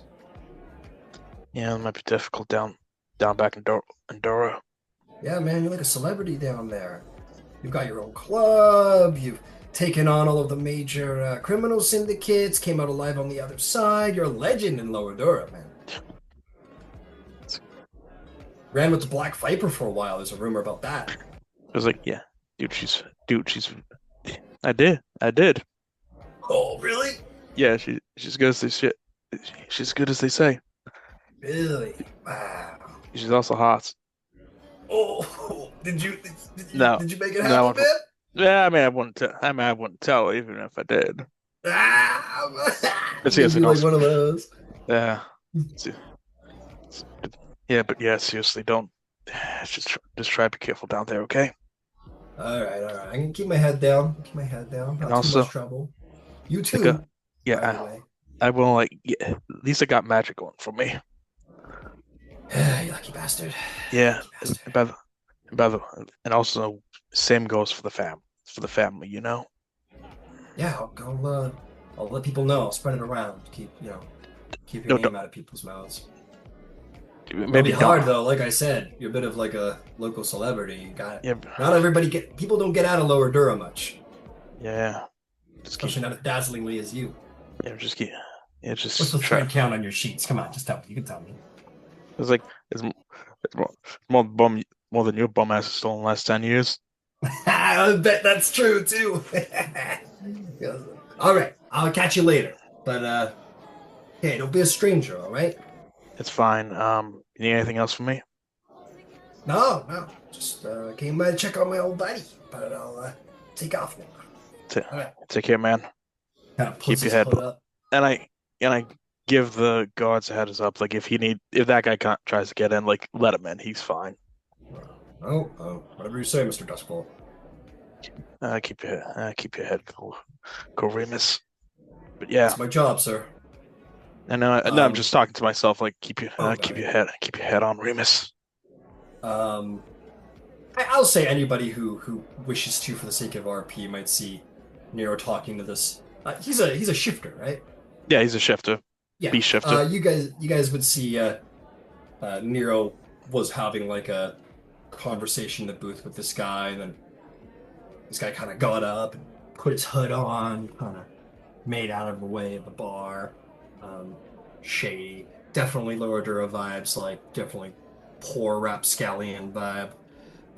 Yeah, so anyone who's seen that. Only the party, though, because it's the private booth. Shield Guardian's still dancing his ass off. I don't think he stopped all night. Darwin, you, my friend, wake up. Come online. Twinbeard's asleep. But, there's like a little note on the table. But before you even think to do that, you hear a little... And you turn around and you see you got a little extra arm behind you now. It doesn't feel very capable. Like it feels like it's not like a strong, like mighty arm, right? It's a useful arm though. Like it still like picks up cups and perfect dexterity, like perfect articulation, very quickly picked up. The note essentially says what it does, which I'll tell you now. This arm functions as a third arm. It can manipulate objects, open closed doors or containers, pick up or set down tiny objects. It can even wield a weapon that has the light property. You still have to abide by,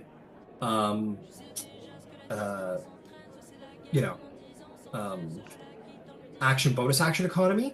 But the difference is there's two things this does for you.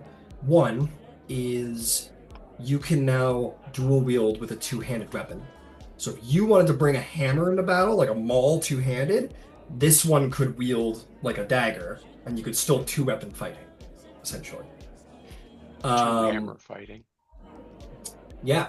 The note essentially will say, if you use a charge of your battery on the arm, it'll give you for 1 minute an extra bonus action. Now, this is all prototype and tentative. Based on how things go, maybe the augment works, maybe it fails. This is me saying, like, we're testing it out. We're going to see how it goes. If it becomes apparent that's a little OP, maybe a little modification needs to happen or something. But that's how we're running it for now. For now, I just handed my all-purpose tool, like, hey, hang on to this for me. Actually, I don't need to talk to it. It's part of me. So. You talk to your own arm, and it's literally like you did this. You're like, hey, put this away. And it like fits in your back belt, and it's easily accessible for it. Thank you. Beautiful.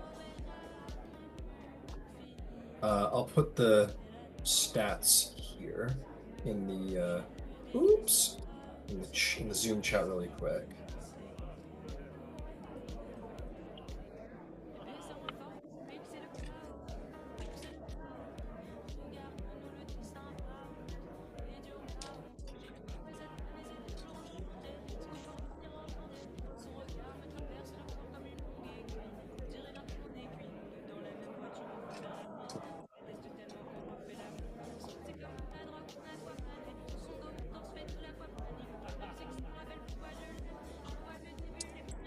There. That's basically what it does.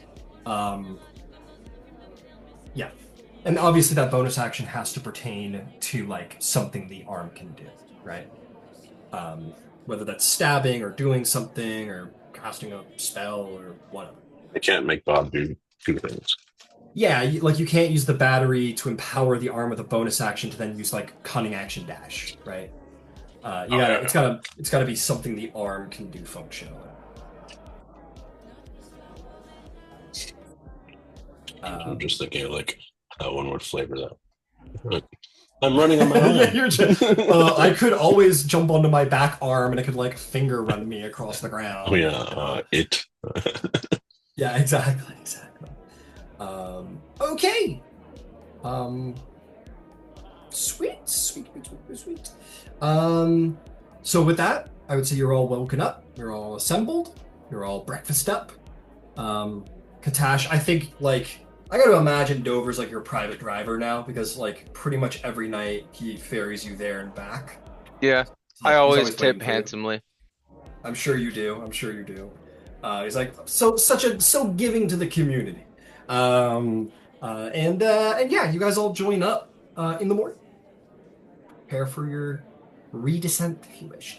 Your Grick statue obviously has appeared here,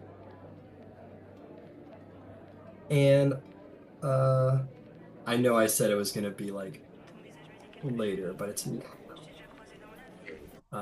So yeah, Can your Grick statue's here. I was just gonna say, as I come in, because the platform's on the top, can I just stop in the scroll shop really quick Yeah. and just ask him if he has any scrolls of remove curse? Uh, I know it's yeah, a little bit of a rare one, but no worries. Let me take a little peek for you, sir. sorry, just a little housekeeping. Yeah, While no, you're no doing this, problem. I can I'll do a role play question, but I just Yeah. I'm like looking at the floor, like, you know, I know we were talking about multiple floors. What if the dance floor itself is like a moving platform that takes you down floors and you just ride it down and then back up? And we had multiple floors of DJs and dance floors, and of course it's a safety hazard, but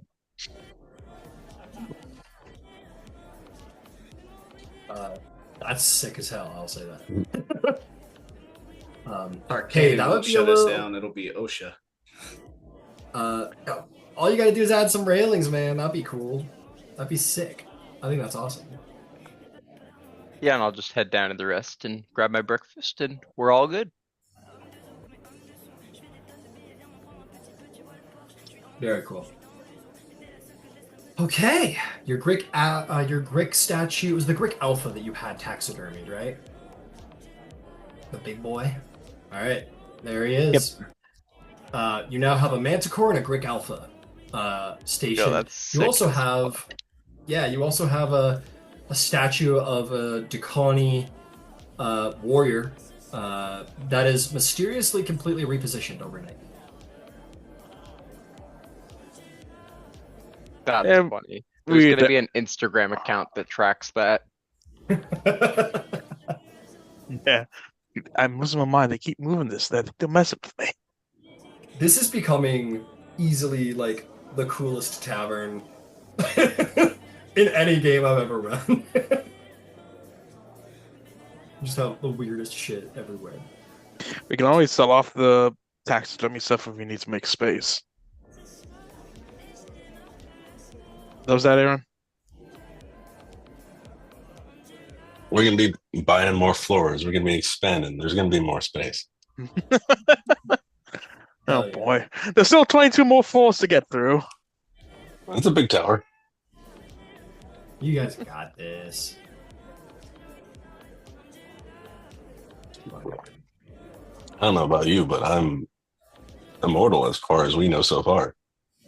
Oh, Extended- in the morning when there's like next to nobody there on the high shelf behind the bar at the very top. I'm gonna set Yeah. the Sahagin jack-o'-lantern skull Oh right. Hell yeah. and Hell yeah. and tell the bartender when it gets busy, just light the candles. Oh, okay. I'll say it's like the old goblin lady that's like, all right, whatever you say, honey. I like her.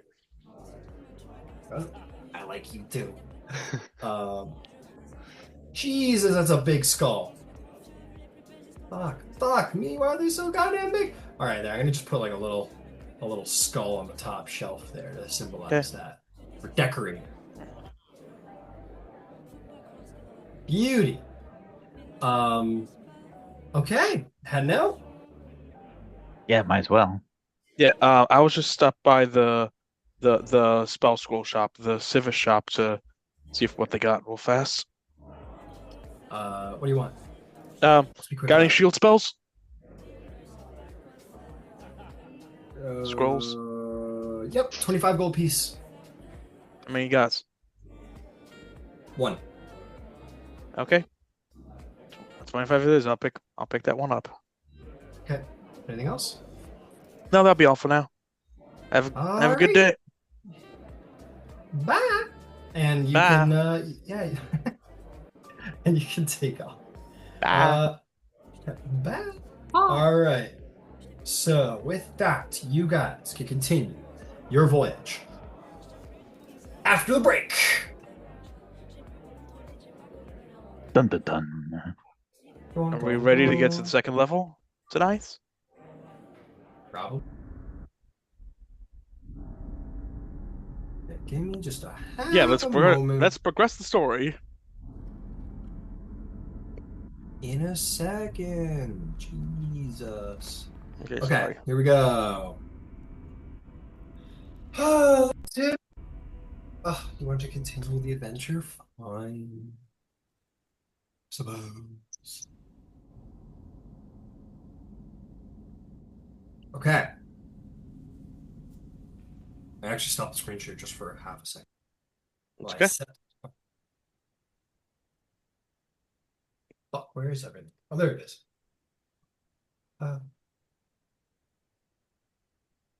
Sprite. Whoa. Oh, got it. Damn, this guy is thorough. Sorry.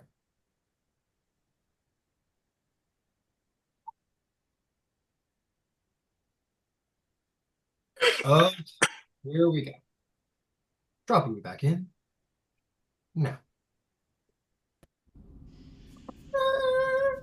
You guys walk down the stairs.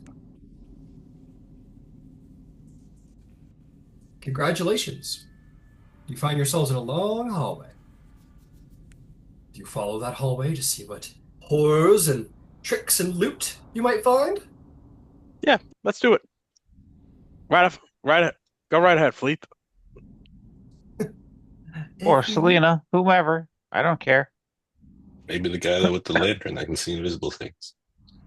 And has a high passive. Sure, why don't I lead the way? Activating my passive and using the lantern of revealing. On to Jones. You step forth. You hear something coming from the left. There's a left and then a little bit more on. There's a right, as you can see. You hear something from the left.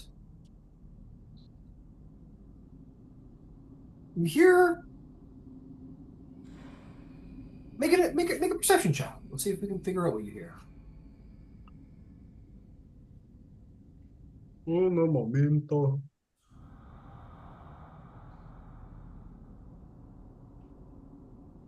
$22. You hear. That's really good. You hear sort of banging noises, like it almost sounds a little bit like a hammer. A number of hammers, in fact, coming from the left. You might even hear like it's too far off for you to really catch much, but just like voices, a number of them. What do you do? Hammer on stone, hammer on metal, banging Like on what? hammer on nail, kind of. Hammer on nail. Like someone's building something. Or some ones are building something. Okay. Can I make a... You make a stealth check and attempt to approach stealthily and spy on the situation if you want. Yeah, I'll do that.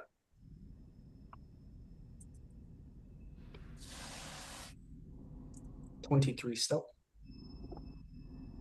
Damn.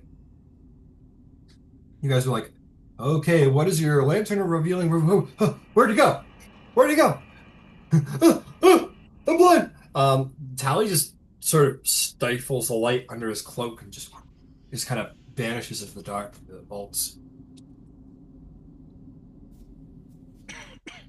Dude, hiding your lantern but keeping it lit. putting it under the trench coat is the coolest shit ever. Yeah, he'll quietly say, "Stay," as he Ooh. goes dark. You're like, where is he? You hear, stay. Like from behind the group. You're like, ah! Where is he? Where is he? He's at the goddamn wall. The goddamn wall. Exactly. Okay, you come to this room. You see that the walls are adorned with bas reliefs, that very vaguely depict from hundreds of years ago, probably, um, goblins carrying supplies. Um, the faces, however, no, that's all. It's a very nice bas relief. It's showing like, I don't know, just like old Dakani references. Like clearly the art style is ancient. Um, very much sort of uncovering history here. Archaeologist. This belongs in a museum. This whole damn vault belongs in a museum. It belongs in a bar. Yeah. Um, hey, I mean, these could be pretty cool. Like, in all honesty, these could be pretty cool, like, art pieces. They're a little worn and tarnished, but, like, I don't know. Would they be worth some money to the right Maybe. organization? Maybe. All right, I defile it and I take it. Um, these are like set into the walls and they are made of stone, so it would require a bit of mason work to get it in. Okay. So it's definitely not something you can just put in your pocket. Yeah. We'll handle that later. All right. Um, just for the sake of the setting, I'm going to say there isn't any trash around, actually.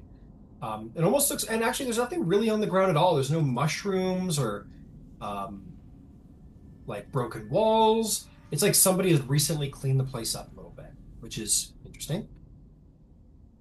You continue on leftward. That Where thing in you the wall see- definitely gave me Blair Witch Project vibes. Very cool. There is a hallway that leads down and Yeah. right. So, let me see here. Yeah, you hear the banging is coming from. Hang on a second.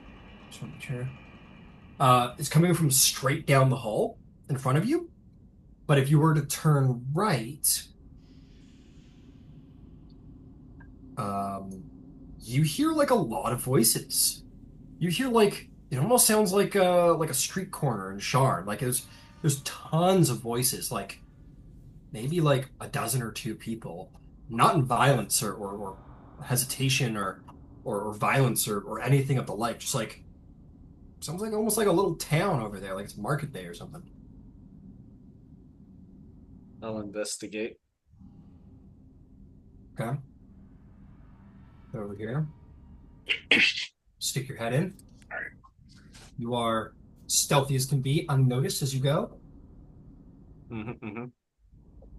Peek over and around and through and kind of look around and notice you're in the middle of a goblin bazaar. There are some 20-something goblins here. Some of them are guards, standing around, not like in a goblin-y way, like standing around, properly armored, hand on the hilt of the sword, just looking around for troublemakers, giving a little wave to another goblin walking by. And there seems to be about 16 different vendors run by goblins as well. There's a granite throne that stands on the north wall atop a rectangular stone dais, which is unoccupied. The ceiling is a soaring 60-foot high ceiling with 2 rows of stone pillars holding it up. And there's all kinds of shit going on in here. They're selling all kinds of goods. And you have so far gone unnoticed, but it looks like the goblins have set up like a little society down here, a little market. What do I know about goblins' relationship with the other races? Make me a history check.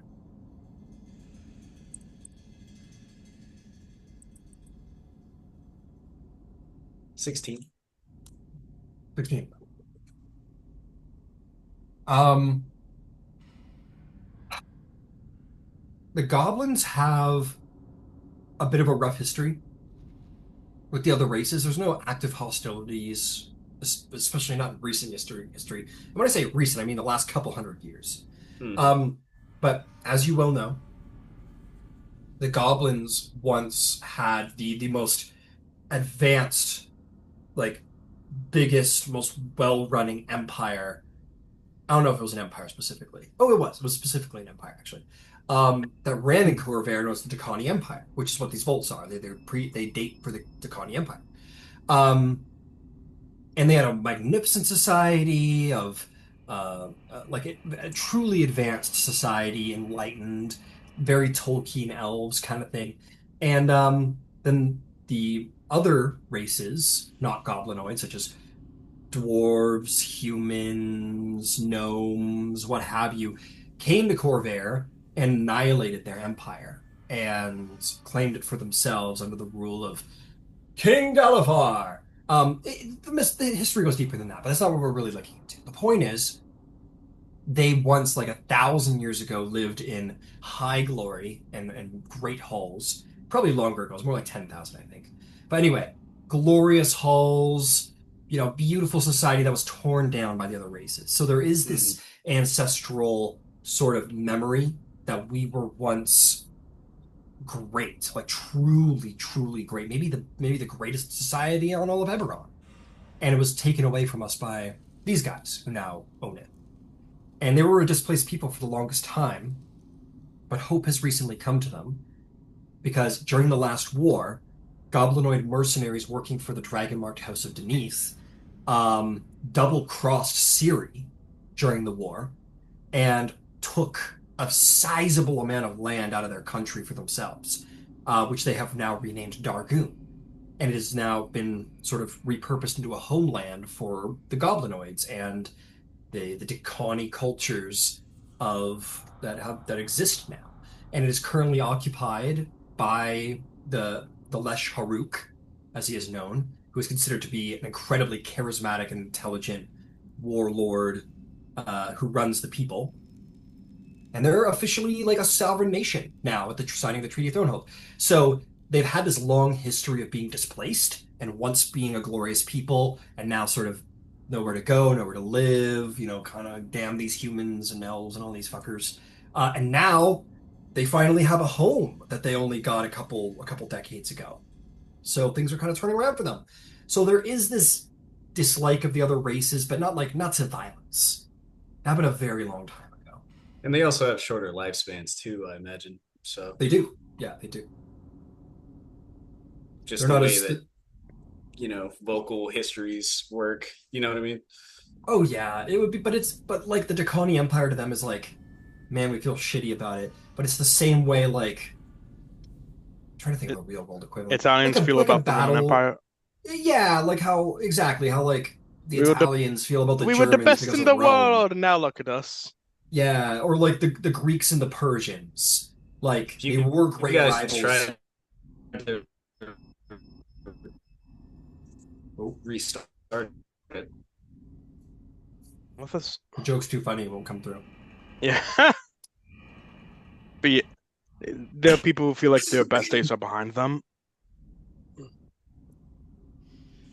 Yeah, those are ancient Hmm. times. It's like how the Greeks and the Persians feel about each other. Today, They're nice, but it's it's not. an ancient dispute that we feel, but it was an ancient dispute.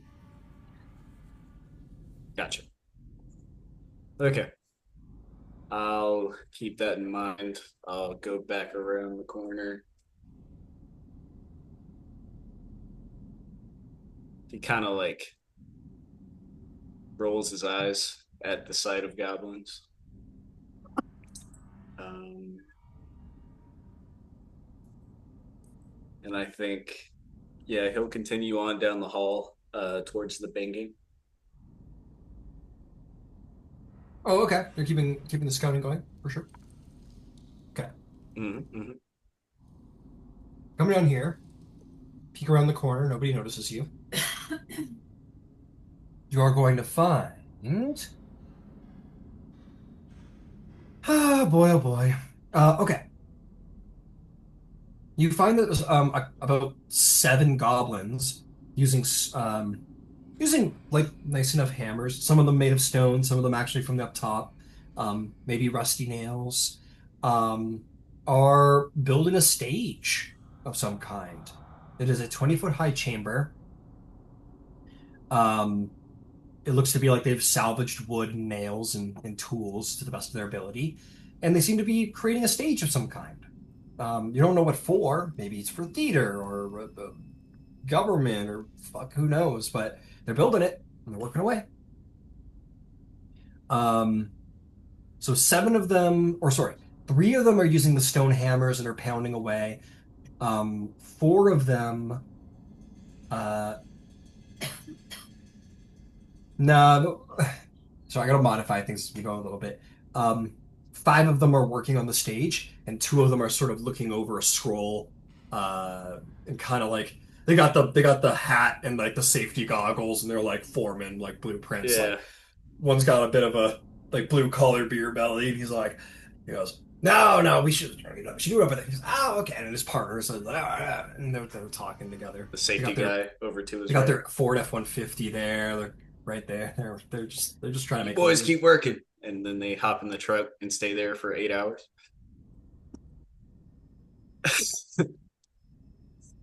I had a boss um, like that once. Jesus Christ. I think once you hit that position in construction, you've made it. You don't have to do shit. Like, Yeah, for real. but anyway, um, notes that and backs back around. Or is this the end of the hall? Thought I saw one more. There are more twists and turns, but we're kind of getting into the danger zone where they'll spot you because you're just coming out of cover, so your stealth would break. So those are the only. So that's as far as you can get with your current stealth, unless you had some means of obscuring yourself and becoming like invisible, for example. Okay. Mm-mm-mm. Okay, I'll go back to the party and let them know what I found. Do they seem hostile? Are they looking for fights at all? To tell you the truth, I don't think so. It seems like they've carved out a little bit of existence in this dungeon. Um, I So mean, they're finish. building and selling stuff is mainly what I see. So they're looking for customers. Possibly. We got gold. We talked about making allies down here. Let's try big customers. I don't know Anyone about speak allies, but Goblin? we'll be customers. What's I can happening? speak. And Philip will speak up in Goblin. Yeah, of course I do. We What even was speak that? go we even speak Goblin. Nobody speaks Elven. Amazing. That's kind of the theme of the. I mean, Goblin is like the elf in Eberron. Yeah. It's like, oh, Elven is like your most surefire way to like share a language with somebody in like Forgotten Realms. It's Goblin over here. So yeah, fair enough. Okay. Let's We'll start at the bazaar. I'll show them yeah. the way. I saw this bazaar. All right, you take the How group. bizarre. How bizarre. Oh, baby. The bazaar, the bazaar. You're making me crazy.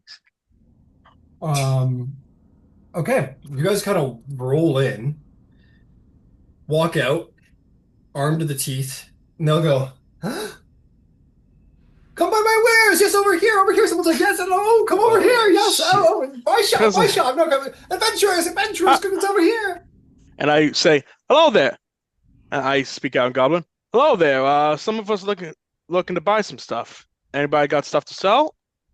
I got something to sell. I got something to sell. Yeah, and they all Oh start my speaking God. in Goblin. Just mob the fuck out of us. And I started looking around, introducing It's ourselves. like a cartoon like beehive that like goes away and all your clothes is gone. You're like, no, not literally. They stay Forcing at their bread in our stalls, but they mouths. like invite you over, like, oh, come check my goods. Hey, come see my goods. Okay. Okay, I'll go. I'll go up to the closest person's goods. We'll give them all a turn. Or at least the relevant ones. Um, you go up to one. He goes, Mal Sunday, Sitan Sereth, which essentially all means along the lines of, hello, welcome, good day, come see my goods. And yeah, you guys start looking around. Yeah, Um, I will say, if Goblin is Latin of this world, Nero kind of speaks more Pig Latin, like the more amateur version. He's okay at it. fair enough, fair enough. He's more Um, conversational than experts. got it. Um, these guys have like everything. Like it's actually a really impressive stock they've got down here. Oh, They've really? got armor, shields, weapons, adventuring gear, tools, trade goods, food, drinks. They sell pigs and cows and bars of iron and like fucking backpacks, ropes, caltropes, swords, shields, armor. Like you're like, this is like a really well stocked market. You can pretty much get anything you want here. Not good job. Good selection here. I'll tell you what, Nero's, you're taking the head and you're talking in Goblin and everything. Make me a persuasion or intimidation check to see if you could get a good price. And I would like you to do it at advantage because you are using their language, you're speaking their tongue. Okay, okay. Let's try persuasion. Advantage, right? Advantage is right, yes. Okay, 18. 18. With an 18, they were offering to sell their goods at double the price and buy things at half price.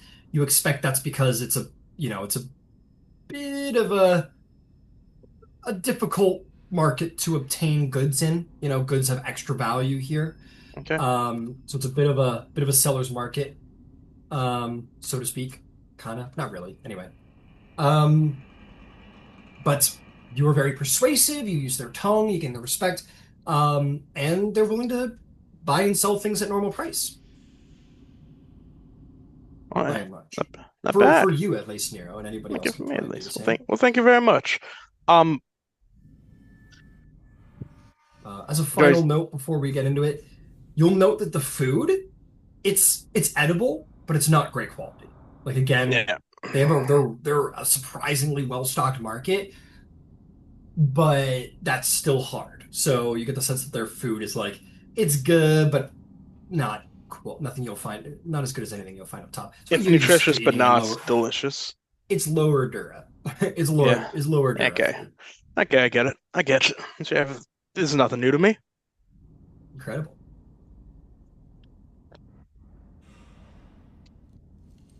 But yeah, I buy an apple from like I buy whatever the equivalent of an apple is down there, from one of the shops, and I keep looking around. Sure, maybe mark off like a copper for a bit of a squishy apple. Like it's still edible, but it's like it's not as firm as you might like it. I'll I'll be But generous. you're I'll give used him to that. four It's like copper. it's a lower Dura apple, dude. Mm-hmm. That reminds me of home. I'll give him four copper to be nice. Thank you very much. Thank you, Traveler. Yeah, you're welcome. I'll walk around with anyone that doesn't speak Goblin, and I'll explain what stuff is, or I'll translate on the spot for like Princess and Tally. Yeah, And absolutely. They speak common too. They don't solely speak Goblin, so. nice. But yes, the Goblin definitely like it creates an immediate like reproach, I guess, between you. Yeah, So exactly. yeah, cool. Yeah, I will go to one if I see one that looks like he sells more like spell components. Yeah, they have basically Incense everything here. specifically. Yeah, they'll sell incense to you. Make me a persuasion or intimidation check for a good price. Cool. Ooh, it's a 6. Ugh, you can buy incense as much as you want. It's a double the Yeah. price. No worries. I think it's like 10 gold usually. So, if I'm not Yeah. mistaken. So 20 gold then. And Okay, you so can buy as 20 much for as one. you want. Yeah, Like so I'll spend 40 to get, or no, sorry, I'll spend 60 to get 3 incense. Yeah. understood. Understood. And then could I perchance make an Arcana check as I walk around and explain stuff, see if I see anything magical at all? Just at the Yeah. Make me a little Arcana or check even to or see what. insight even for who's like Uh, a really good vendor. okay. See if they sell any magic items down here. Uh, Just taking a look. yeah, make me a little insight check. See if you can find anybody. 19 insight. 19 insight. You see that surprisingly they do indeed, as it is kind of common in Eberron, have a spell rate. Someone who provides very basic magical spell casting services, which I can whip out for you momentarily. Yeah, no worries at all. Yeah, and as we are, I'll be introducing people to the princess, and I'll say, "Oh, this is a princess of the Feywild. Have you ever heard of the Feywild? It's this magical land." Oh no, I had no idea what that is. Well, welcome to our market, princess. Believe it also goes by another name, if I'm not mistaken, but that's what I know it by. I see. What is it called again? Valaris or I think it's Thelanis or something. Thalanis? Alana sounds right. Yeah, yeah. Sorry, I always forget Scalamantis. it. But yeah, I'll just go around introducing anyone that doesn't speak Goblin to the vendors and stuff. Fantastic. I'm just tracking down spell right services over here in case anybody wants them. Awesome. Anybody else have anything they want to do? Yeah. Uh, as we're taking the grand tour, I'm intentionally hanging towards the back. I want to take a look at the goblin shopkeeps. Now, I'm expecting that they're armed, but are they seriously armed? And are any of them kind of like beat up and injured? Like Yeah. somebody is, kind of tossed them under the bus a little. Yeah, Question. make me a medicine or insight check. Or investigation, any one of those three, I think. It's more than good enough. That'll be a 20 insight. Let's see. Um, you will note that there's a little bit of tension. I don't think anyone here looks like actively wounded. Maybe a couple people, like, sure, maybe someone's got like a bruise or whatever. Like, this is a lawless dungeon. Who knows what it could have been. But while everything seems to be running really well right now, like clearly no goblin worries about another goblin. There is a bit of like overarching tension. Like everything isn't rainbows and sunshine here. There might be some underarching problems to their little settlement they're trying to start here.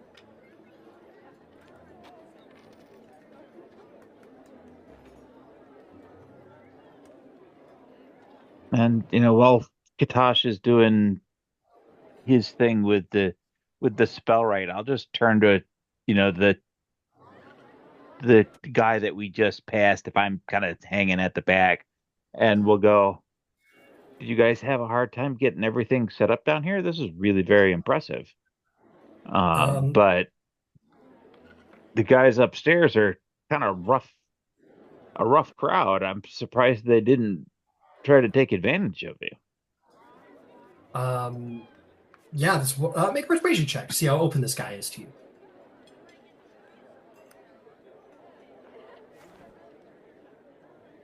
16. And it is in Goblin too. Okay. Yeah. You can have advantage then. Absolutely. We'll see. We'll fish. No, we'll stick with the 16. A 16. Um, yeah, the guy goes, oh, yeah, the Tarkanan, right? Yeah.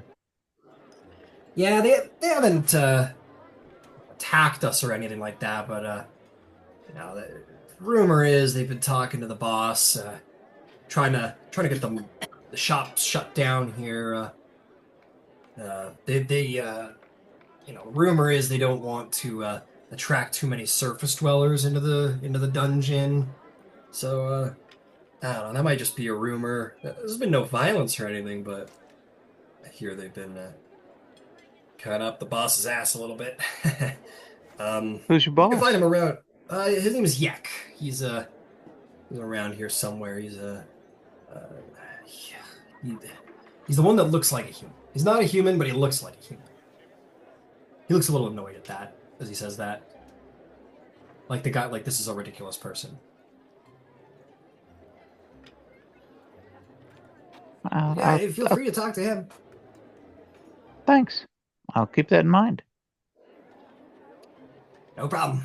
And we'll go back to doing whatever he was doing at his stall or his guard rotation, whichever. And the instant he does that, I'd like to do a sleight of hand. Okay. And I want to leave a gold piece. Ooh. I didn't give it to anybody, but I want it in a spot where the shopkeep will eventually see it. Beautiful. Go ahead and roll me roll me a little sleight of hand. And that'll be a dirty 20 on the sleight of hand. Easily done. As he turns away, you just almost invisibly just boop, little gold in the back pocket. Very nice. Excellent. I'm going to say, actually, I want to turn back around to you there, Katosh. I'm struggling to find the spell right stuff. However, perhaps equally interesting, I want you to roll me an investigation check. There might be some super special secret goods you might find.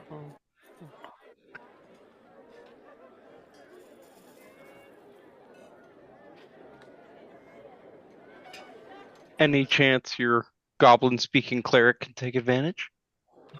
If not, that's fine. 7. Yeah, this is more for about your ability to No problem at all. hunt around, unfortunately. No, it's all good. 7. A 7, yeah.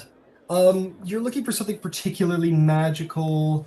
You don't quite, yeah, you said you were walking around with, I'll give you advantage, it's fine. You got the language, you've got buddies. Go ahead and roll me another one. Yeah. Okay. It's a decent DC. No worries.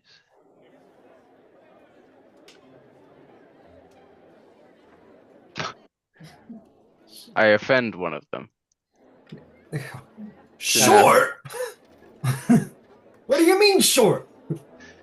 Yeah, no, I don't see anything. Or I think something is super magical. And you're like, dude, this is magical for sure. And the guy's like, Yeah. you're like, oh, Yeah. Something like Exactly. Yeah, no, it's a 5. So probably nothing. Gotcha. Unfortunate. Happens to the best of us. All good. Oops.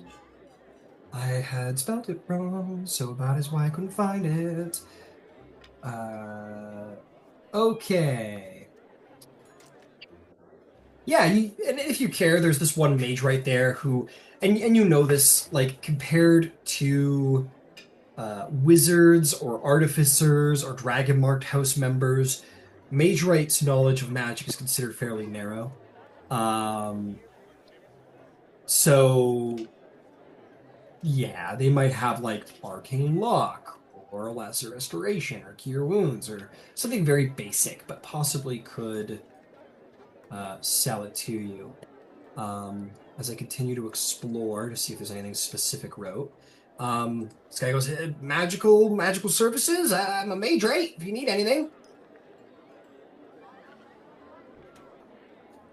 Um, no, I don't believe so. Thank you very much. Oh, yay. Okay. Just kidding. Shit. Yeah, I mean, yeah. No, Yeah. you're totally good. Anything else for anybody as you Um, wander around? I'd ask around for like bait. As I'm wandering the stalls, maybe looking at potions and whatnot. I'd ask around like, basic information. Like, how'd y'all get here? You having any problems? Like, try and pick up rumors and information, stuff like that. Who's in charge? Yeah, you already rolled a persuasion. Yeah, what will they tell you? Yeah, you get some basic information. They're like, oh, we were part of the, um, man, I don't know if they do this in Eberron, but I'm gonna say it anyway. Um, yeah, we're part of the Rustbone family, and yeah, we heard about the dungeon opening up, and there's a lot of us, so we thought we'd try and make our stake, and we found this throne room, and I mean, we had a lot of goods laying around, so we thought, why not? Let's set up. And we've been doing pretty good since. We had to make some deals with the people on the level to make sure that we wouldn't get into any trouble. But yeah, things have been going pretty good. What As other good as one people? could expect in a lawless dungeon. What other people? Well, the House Tarkanan is down here. They're kind of the big fishes down here, the kind of the law, and I mean, they're not the law, but they pretty much leave us alone. Rumors are going around that they're trying to shut us down, trying to keep surfacers from exploring down too much. They're not trying to evolve society downward into our territory, so I get it, but yeah, it would suck if we had to take down the market. Anyway, um, Anyway, our boss Yek is trying to negotiate with them, maybe some kind of deal. So they're here. There's also a drow and a were-rat gang around here too. Really? Oh sure, yeah, they're all up and around. What else could I tell you? Some adventurers came through the other day. Um, Really? yeah, it was a dwarf and two humans. Like, did they call themselves like? And he looks over and says this quietly. Did they call themselves the Fine Fellows of Rotes? Uh, yeah, they did, didn't they? Do you have any idea which way they went? I no, I don't. They just kind of bought some stuff and they left. I assume deeper into the level. And you know which direction they kind of went, at least where they left. Uh, no, they went out. They left the way people come in. Well, thank you. Well, thank you very much. And for that great talk, I'm gonna leave. I'm gonna leave. I'm gonna leave gold on a stall. Thanks very much. Hey, be careful out there. I mean, things are nice around here, but not everywhere in the dungeon. There's all kinds of crazy things. There's no shortage of wandering monsters, and there's even some rumors there are some mad apprentices wandering around. Wizard apprentices. Apprentices of who? Uh, Of who knows? A mad mage, maybe. Can you imagine? the Halasta guy? Is that his name? Sure, but yeah, I mean, they don't say much. They just kind of are dangerous, is what I hear. So be careful. Huh. Well, thank you very much. Have a good day. You too. And yeah, you can take off. When I get a chance, I'm going to round everybody up and start a little talk. Team meeting. I'm gonna say that you got some information about the fine fellows, and you will notice your companion. Oh, what the fuck? Haleth. He's been pretty like apathetic and everything since you found him, if quietly enraged. He is sharp since you've come down to the second level, and he is like seemingly like staring at a wall. But like no matter where he walks, he's just like staring like there's something in that corner that he is wants. He's enraged. It's like a cold fury, and he's much sharper now. Okay, cool. I keep an eye on where he is, but I pull the others aside. Yep, the revenant comes over. To be Okay. clear, The Revenant does come over? yeah. He's with your adventuring group. If the Okay. 6 of you form up, he's gonna come over. Okay, yeah. Okay, that makes sense. I give everyone the lowdown, about the game. They came down here looking for sub community, don't have to pay taxes, that kind of thing. And I leave out the interesting info about the the drow and the were-rats, the monsters prowling around. Apparently, there's some apprentices. Apparently, the top guy's called the boss around here is called Yek, I guess. And apparently, a group of adventurers were walking by here a few days ago, and they did call themselves the Fine Fellows of Rhodes. Good. Rhodes. And he's there at your group, and he's like, literally, while you guys are talking.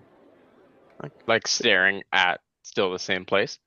Yeah, he's looking at this one wall, but there's like a goblin kind of in the way, and he's like, Yeah.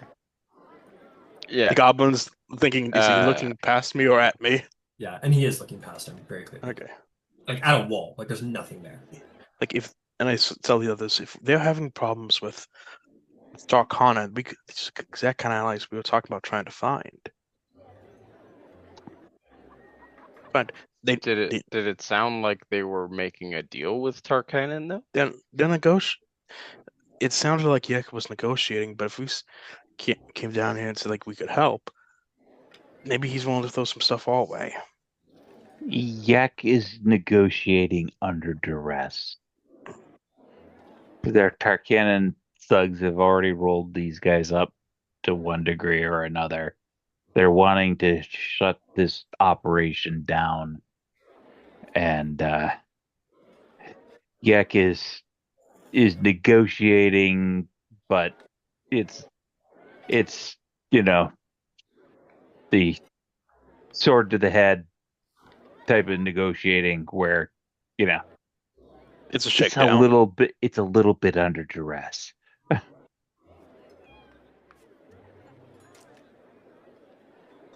was like that, and look who comes wandering in, but enemies for Tharkanan who are willing to help out, who are looking for allies. I think we should help the little guys. That's good thinking, Selena. So does little. I was like, you didn't hear that. Wow.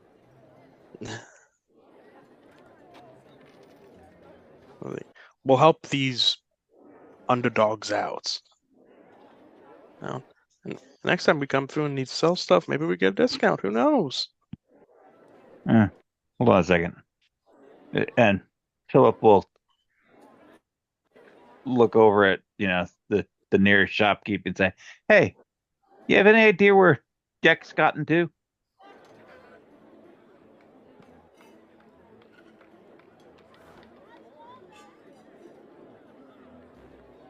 Yeah. You're gonna want to go out the way you came. Head right. You're gonna see a couple goblins making a stage. Just walk past them through the door. It's this little he's in this place. There should be a sign outside. It says giblets and gravy. He should be inside. Fantastic. Thank you. Anything to be of help. Buy shit.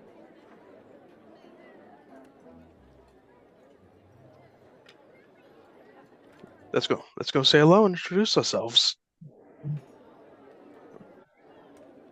All right. You guys make your way down the hall, and you find those guys working there, and they're like, "Oh yeah, we're gonna have to rip out all these nails. We're gonna have to read it." And you kind of walk through this little construction site here. Again, the place is fairly well maintained. They look like they're working with scavenged wood and supplies and whatever. You take a quick corner, and you are gonna make your way into here. And what the fuck is going on in here? This isn't at all what I thought was gonna happen. Um, let's see here. You're gonna see, yeah, this kind of holding. You're gonna see four giblets, and which are essentially like the hanging cages. 10-foot high ceiling. There are only two things inside. There is a goblin in one of the giblets who's kind of sitting in the giblets, kind of is kind of crying sadly. Um, and inside, you see this like really like stunningly like beautiful woman. She's got like long red hair, like ginger red hair. She has like little freckles on her cheek, bright green eyes. Um, just like a really great body, just a really attractive woman. And in like just like kind of like nice enough clothing, like work like not any different from what the goblins are wearing. It's a little small on her because it's probably meant for goblins. Um, some of you might think it's not the worst thing. But yeah, she's kind of got her arms folded and she's looking at this goblin and uh, says, Glum, I'll let you out, but you can't be stealing food from the market. There's not enough to go around, and on top of stealing, and he goes, he goes, yeah, oh, God, she kind of turns over and sees you all and goes, oh, hello, hello, uh, Ah, hi, hi. what's, Hello there. how's it Hey there. going? Uh, just a moment. She looks back at the goblin and says, uh, you just think about what you did. And the goblin's like, she goes, and she'll kind of walk out and says, sorry about that. Maybe we could talk over here. All right, And fine. she'll take you back kind of around the corner into the marketplace where there's the throne. Um, I know you're seeing bones, but again, little rebuild for the setting.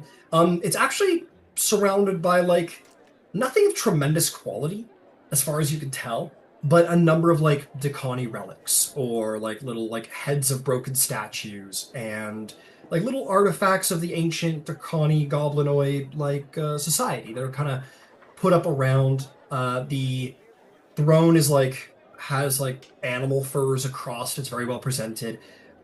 She sits on the step. She just kind of like sits herself on the top step. She doesn't sit in the throne. Um, and she will sort of, you know what? Yeah, she'll go sit in the throne. Why not? It's comfy as hell. She'll go sit in the throne. She doesn't like throw her leg over. It just kind of pleasantly sits there and um, just as like it's a chair, not like it's a throne, just like any old chair. She says, "Hi, I'm Yak. It's a pleasure to meet you all. You're quite the adventuring band. There's a lot of you." Uh, oh you, oh you. Yeah. Well, it's an honor. Well, it's an honor to meet you. We are the Platinum Watch, and I will introduce all of us. Oh, you're the Platinum Watch from the Dragon Heist last year. You're the same one. Yeah, that well, yeah, that little clusterfuck. But yeah, that's us. It sounded like it. Well, it's an honor. It's an honor to meet you all. To have such esteemed people in our market. That's a bit of an honor. So, welcome. Is there anything that we can do for you? Uh, we came down here exploring, trying to, looking for fortune and glory, that kind of thing. And we Of stumbled course. upon your, if I might say, your incredible bazaar down here. Dude, I thought you were gonna say incredible body, Dad. No, no, I swear to God, I thought you were gonna say incredible body. like that. uh, you just caught me off guard. Anyway, You incredible Freudian bizarre, slept me. You're trying to Freudian, you're trying to beat me into Freudian slip. No. maybe. But anyway, you say incredible market. And she goes, "Oh, thanks. Yeah, not easy to salvage everything, but we do our best." We've it was like you've only been down here a couple months, right? Um, let me think. Yeah, we've been here. Yeah, that sounds about right. A couple months now. And we've talked to some of your people out there, and they've given us completely fair rates. Great customer service, by the way. And they said you've been having some kind of trouble down here, apparently.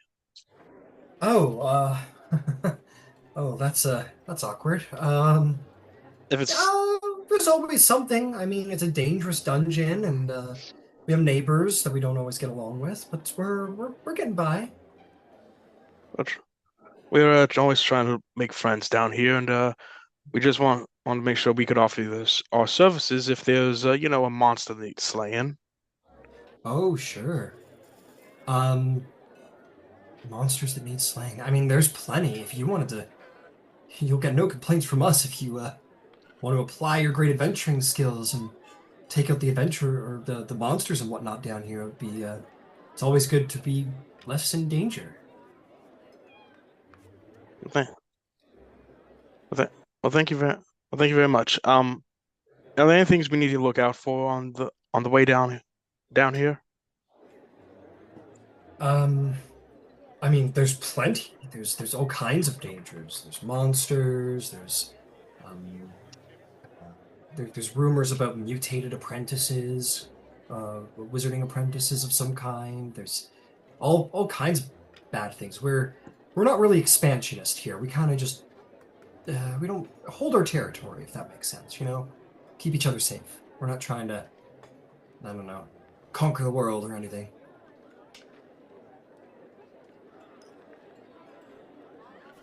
Um, what what feels like who was that prisoner you were talking to? Oh, that is also awkward. He was caught stealing some food from the market, and we really don't have enough to be dealing with criminality. We got enough problems as it is, so we just kind of put him in the giblet for a little bit to, you know, hopefully as a deterrent. Understandable. Yeah. Yeah, it's unfortunate. We don't want to be too harsh with one another. I mean, we're all a family here, but I mean, we can't be dealing with stealing. It's just not like like I said, we've got enough going on. Well, I'll look to the others. Like, any of you want to ask anything? Well, we might be able to help you with your problem. Oh, really? Which one? The House Tarkanan one. Oh, um, They want to shut you down? oh, yeah, that. Uh, would you go about that, do you think? Well, I haven't figured out a plan yet, but I'm sure as allies we could overcome it together. Can you? She like looks at your massive flaming hammer and she goes, "Can you define overcome it, please?" Stack them like cordwood.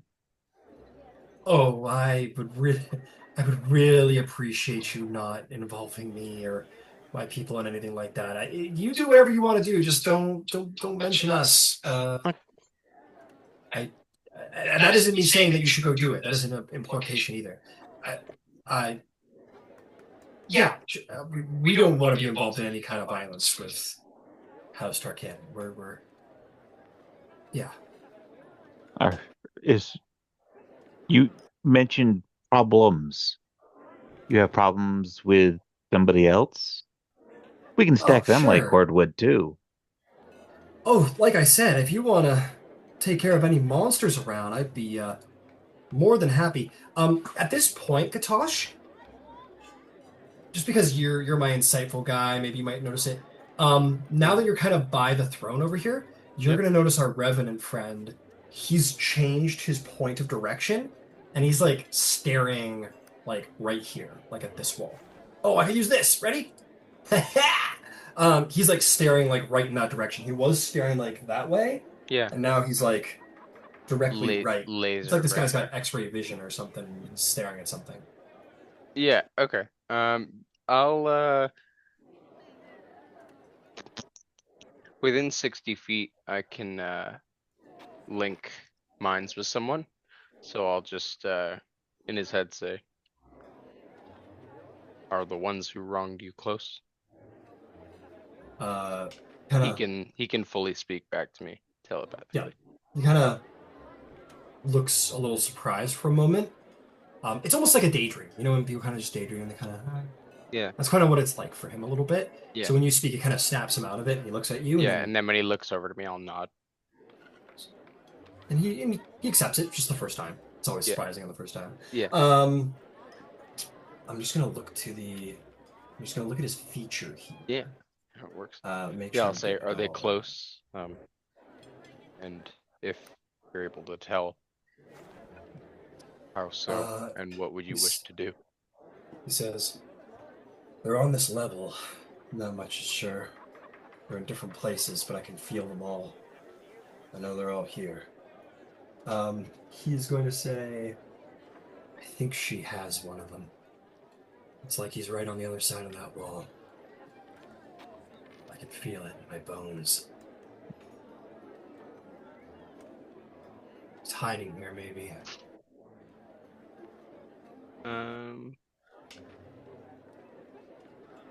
Okay.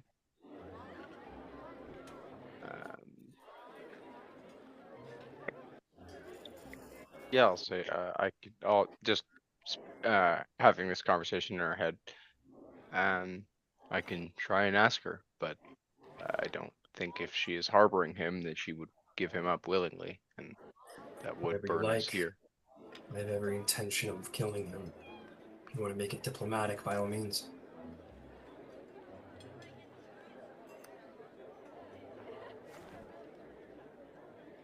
Just let us explore this avenue a little bit more first. We understand this location, and if they're here. And he gives you, he nods at you, and he gives you the Yeah. nod of someone who's like, he genuinely wants to be accommodating, but like, He this is something in is his fueled bones. by revenge. Yeah, and I get it for sure.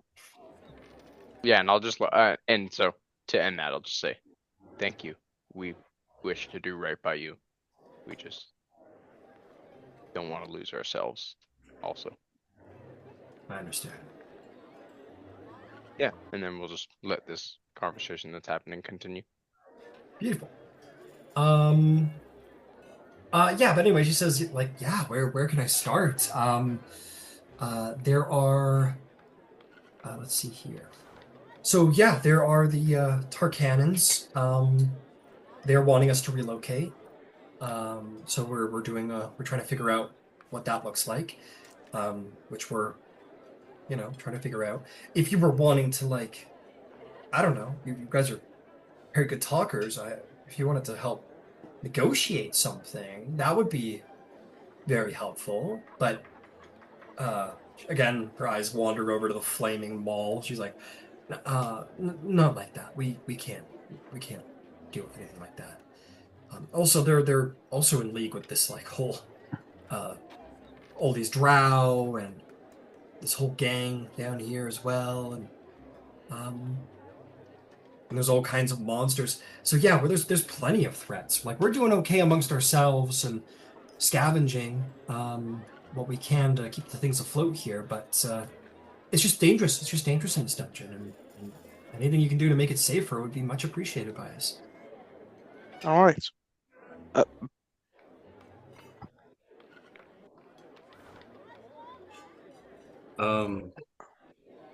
If I may, I'm Tally, by the way.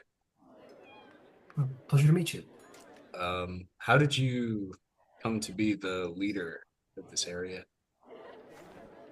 Well, that's a bit of a tale, but I'm the house matron, so to speak, the clan matron. So I was kind of put in charge, and I found myself in a leadership position. And when the dungeon opened up, our people weren't doing so good. Sharn's a very big place, struggling, whatnot. And, there was consideration about traveling to Dargoon, but that's a long road. And we have a lot of us. So we thought we might try our hand in the dungeon. There are plenty of us who are trained in arms. Most things won't approach us because we're just a very, very large group. And we made our way south, and made our way down, and eventually we kind of found this place unoccupied, so we decided to set up shop. And then we started running into Tharkanan and the Drow and whatnot, and they needed goods, and everything just kind of fell into place. We started selling goods to them and whatnot, and adventurers come through, and we're saving up enough coin to hopefully make a safe trek to Dargoon one day. But it's the lightning rail's the safest way, and that doesn't take you all the way to Dargoon, and tickets are expensive, even in um, even if you're just doing coach. And then you have to pay for protection and travel into Dargoon itself, and it's a big voyage. So we're saving up our silvers and coppers right now. How much would you need? Oh, I just don't have a number off the top of my head at the moment. But there's a lot of us. There's a lot of us. So quite a bit. It's gonna take a while, but we're doing good. All right. Forgive me my ignorance, but I can't help but notice that you appear a bit different than your people. Goes, oh, I know, isn't it great? And she's like stands up and does a little twirl. She goes, I found this um she goes, I found this circlet, this like magical circlet, and when I put it on, it turned me into a human. Um, and now I'm tall. So now they call me Yek the Tall. And uh I like it. But you were a bugbear before? Goblin. And Goblin. still am. I'm just wearing a magic item. Ah, understood. All right. But I kind of like how I look with it on. Yeah. That's what's important. All right. Um, yeah, we'll try to handle some of those hot ticket items for you. I really appreciate that. We all really appreciate that. Thank you. Thank you very much. Thank you very much. I will hopefully return as very happy customers soon enough. Excellent. Yeah, buy and sell things. Our trade only flows. We do as well as we can buy and sell. So please, buy and sell. I will give a Sorry bow about the and prices. It's a little. it is what it is. I'll give a bow and start heading on out. Okie dokie. Um, Beautiful. You guys kind of leave Yek to her devices.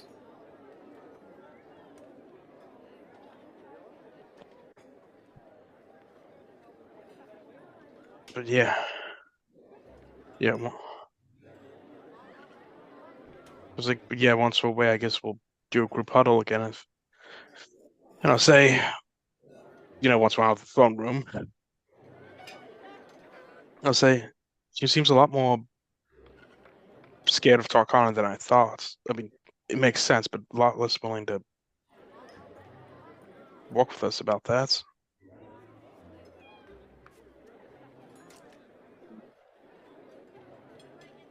Yep. Yeah. Seems like it. To be fair, we're asking them to side with us against murderers, and though we're powerful and they themselves aren't a humongous force, imagine it's pretty dangerous for them to do too. And it seems like Tarkanan offers a bit of their commerce as well. I'm sure. So, Mhm. which I'm sure they don't get many customers down here, aside from the adventurers. The two She said that factions she here. did. She said that she did business with the Drow and the other faction down here too. So The whale rats.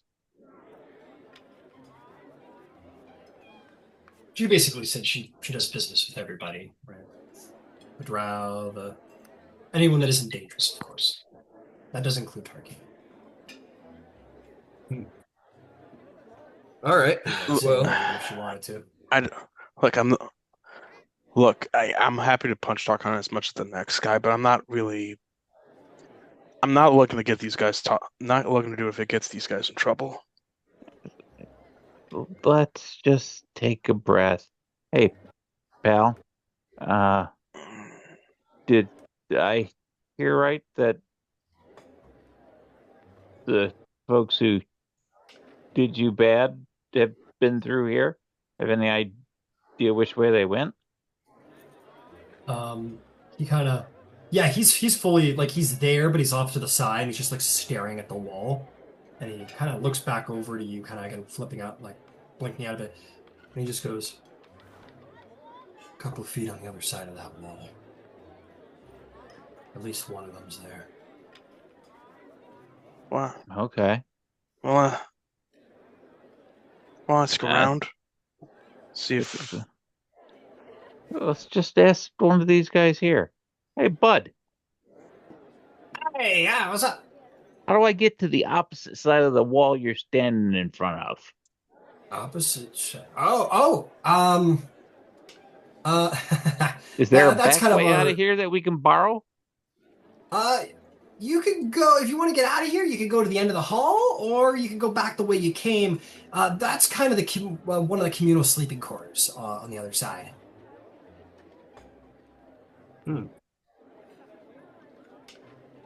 If you, yeah, if you really need to go, there's some. You're like all staring at this guy. Okay. There's Thanks. some really so we important can reason. relax in there for a little bit. Oh no, that's for the that's for residents only. But if you really need to go back there, you can always ask Yak, I guess. She'd be cool with it. Okay. Go ahead, Nero. Ask. I don't. Go ahead. I'll come up with something. I'll head back in and ask. Boss Yak. Sorry for interrupting, but Oh, we. it's just Yak. Thank you though. Oh, Yak. We've been down here. We may be down here a couple days, scavenging around and looking around. It would be okay if we. Would it be okay if? Would it be okay if we bunked up in apparently in the communal room, if that's okay, one night? Wow, that's very forward. You haven't even bought me dinner yet, Mr. Duskfall. It was like we as in the Platinum Watch. Wow, that is very forward. Very funny, Ryan. I don't know if I can handle all of them. Just, I see what you're saying. We, unfortunately, that is kind of, we're already really kind of tightly packed in there for the current residents. We would love to open like a tavern space, but we just don't have it, or an inn or something like that. We're trying to work on something, but nothing right now. Sorry. Oh, well, thank you very much. If we were able to help you in some regard to some of these hot ticket items, I'll say, is it possible that we could at least get some reprieve? Hopefully in the place designed for it.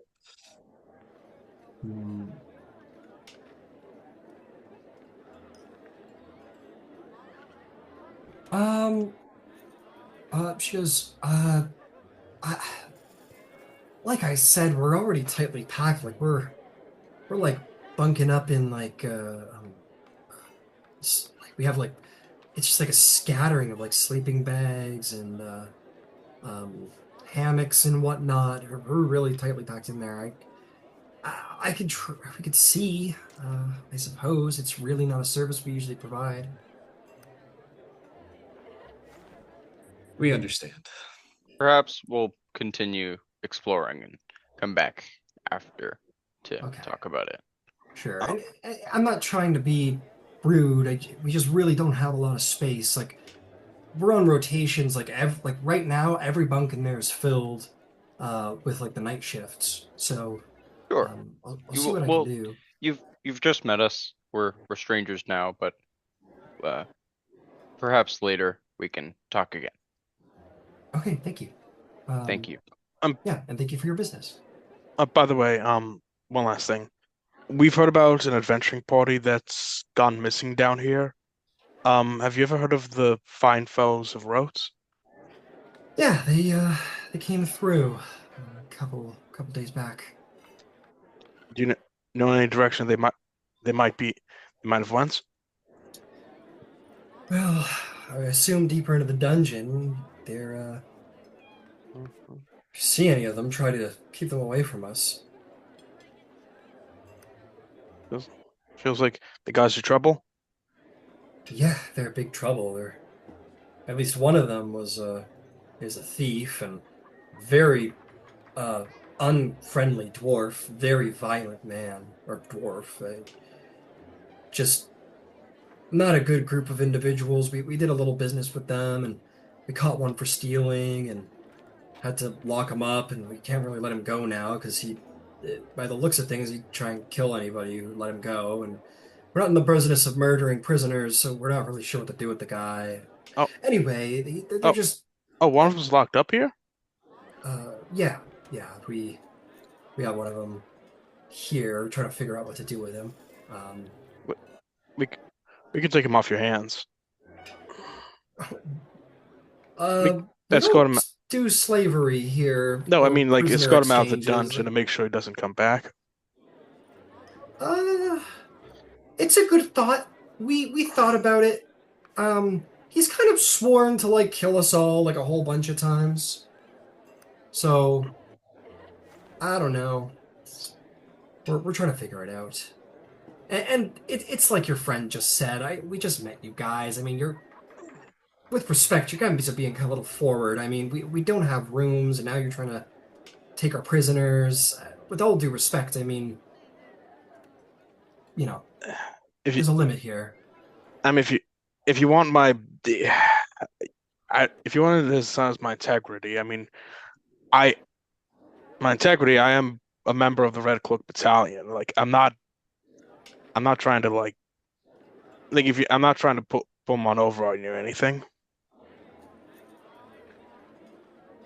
Make me a persuasion check. She's starting to get a little uncomfortable. You guys are like really trying to get into their private quarters. Okay, hang on.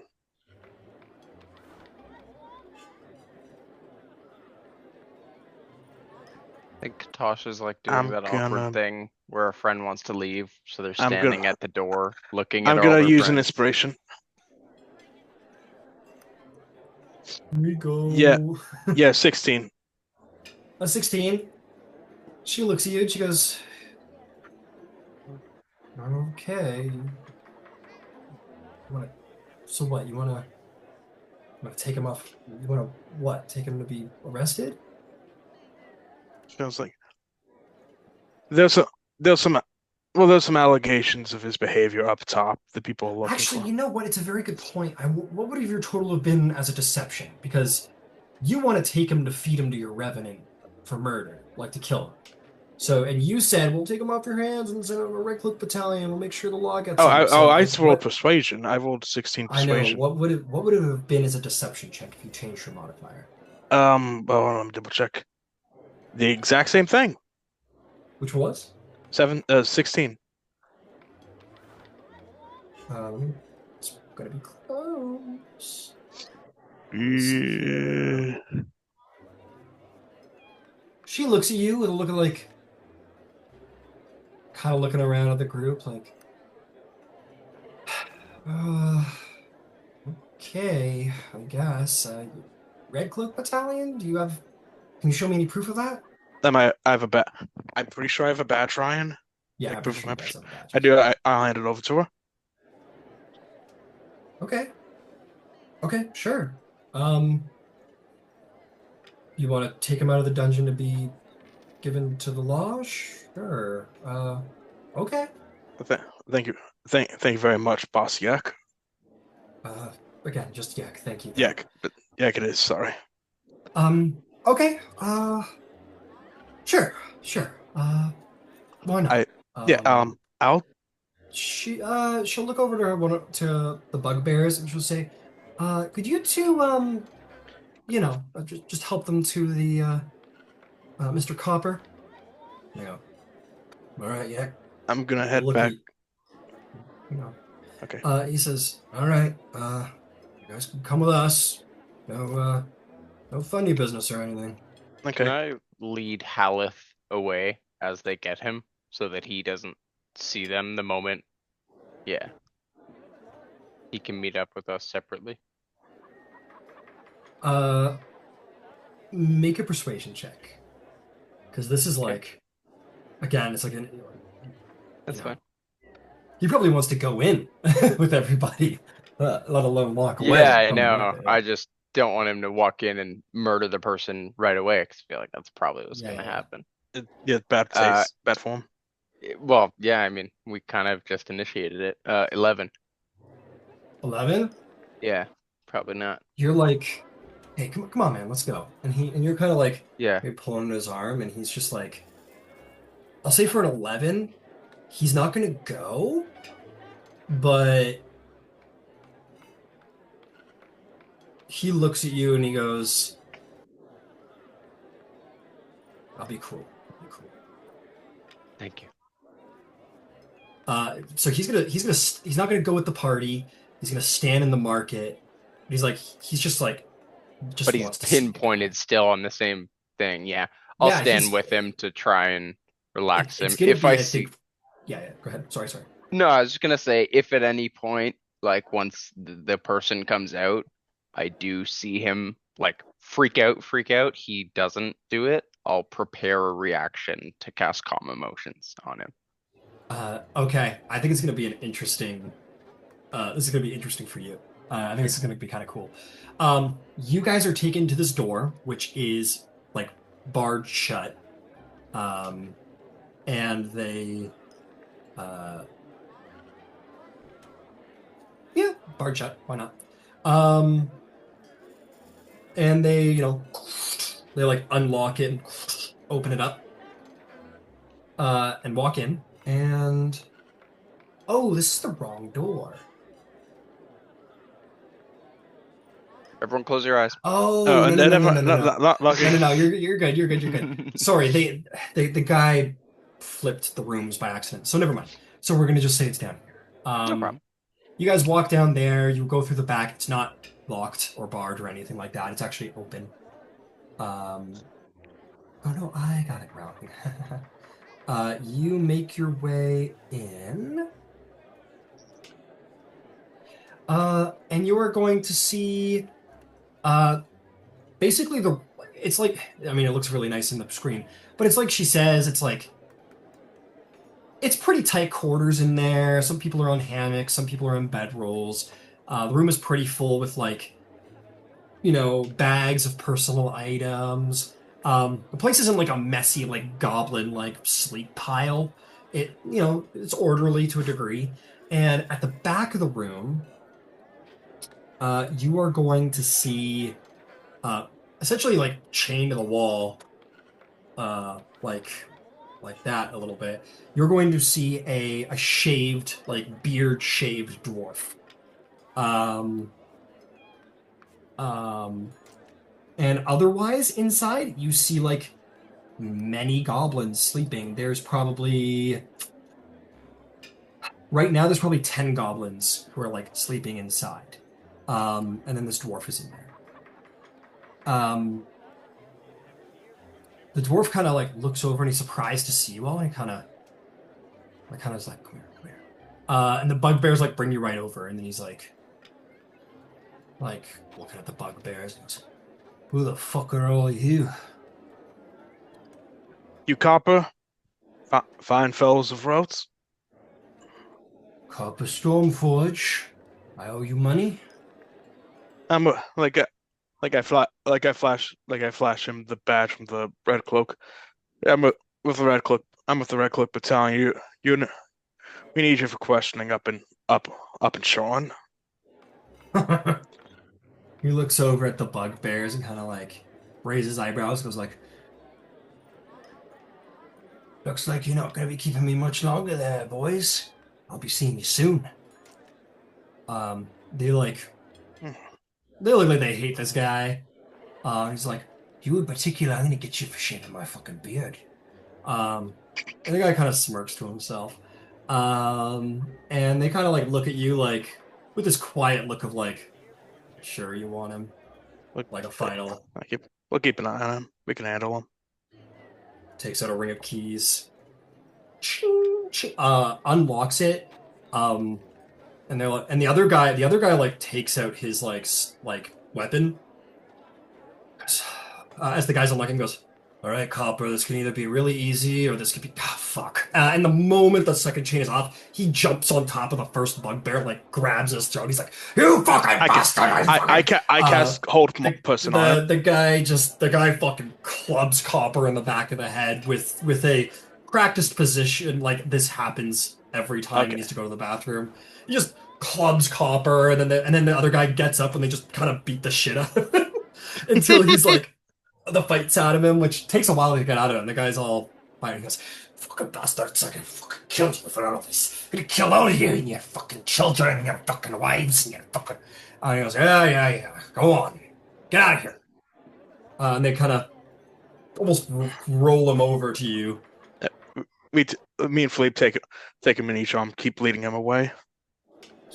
And the hop, "Yeah, you all right?" Goes, "Yeah. I'll just take him. Okay.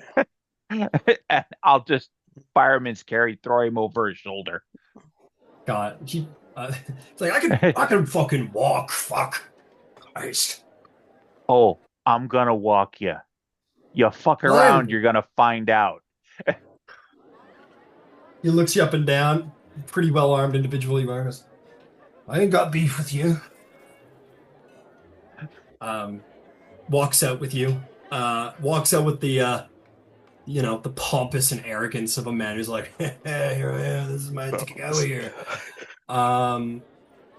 For you, Katosh, what's interesting is that you can very vaguely hear what's going on in there. Like you hear the hear a struggle and all that. The moment that ruckus starts moving on, you see his eyes on the wall. Like he can't see what's going on. Yeah. But like he can see perfectly through it. His eyes train along the wall, and then the moment they reach the door, Nero and Philippe come out with the guy. And to your surprise, Not here.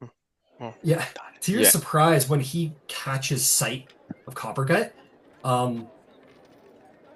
it's not rage necessarily. Yeah.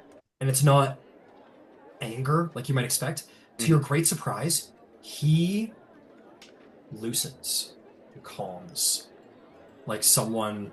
Satisfaction. Like a relief has come over him. Like this entire time he's had this like anger and vengeance, and now that he sees this guy and he's within arm's reach, that has all let go a little bit. Has quite the inverse effect that you might expect. And he does. It's a little scary because you're looking at his face with this like, oh, I could like this is a calm like, I'm gonna get to murder this guy. It's a serene rage. Yeah, it's a serene, almost like psychopathic, and it's like, oh, yeah. Someone who calmly wants to murder someone is always more scary than someone who wants to do it on edge. Yeah. It's like when I'm just beside him on edge. You're like, the guy walks in, and I'm looking at the guy. I'm looking at him. Look at the guy, and him. We move. They go past you. Yeah. And Copper looks at you and sees the revenant. Doesn't recognize the revenant and walks by. Oh my god! I mean, you don't know what he looked like before, but now he's like gaunt and okay, fair pale enough. as the grave and Gotcha. disheveled hair, and he's got all of these blood-stained wounds across. Yeah. His robes are unrecognizable. The guy's just so changed in his own life that he didn't recognize him. Gotcha. Okay. We take him. Me and Philippe would take him up towards closer to where the entrance is, closer up to like level 1 was. Yeah, like you go out like down the hallway here, basically. Yeah, away from like all the goblins to not upset them, you know.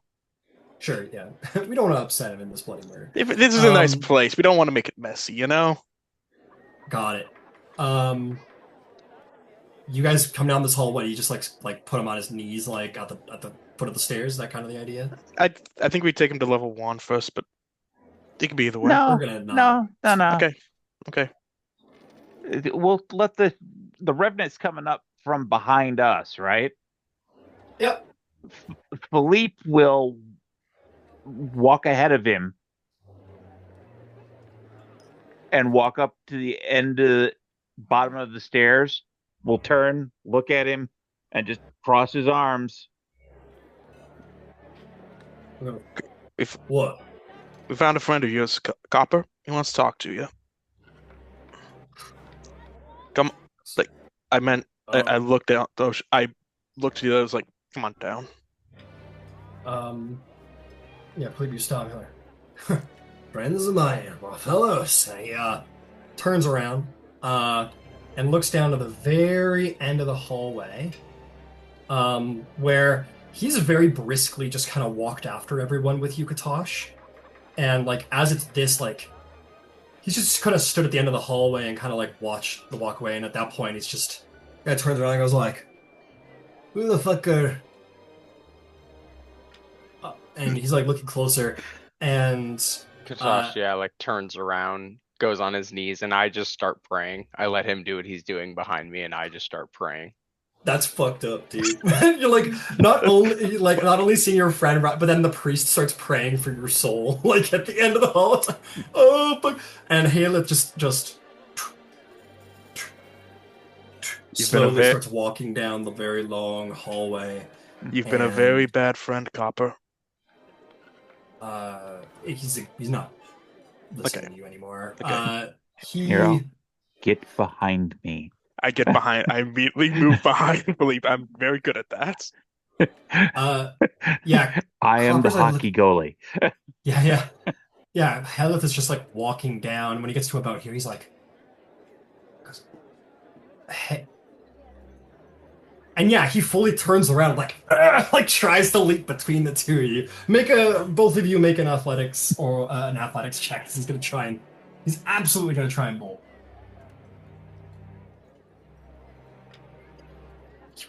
Good. Oh, really good. 17. Hey, good work, Nero. 23. Nice. He rolled a natural 20. But Philippe still beats his ass.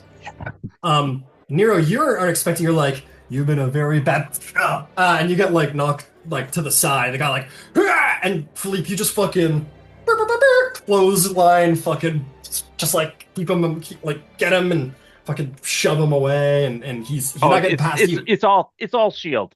It just he like pushes Nero aside, almost like pinballs off of him, and is met immediately with like a and just bounces off of you like the side of a fucking hockey board.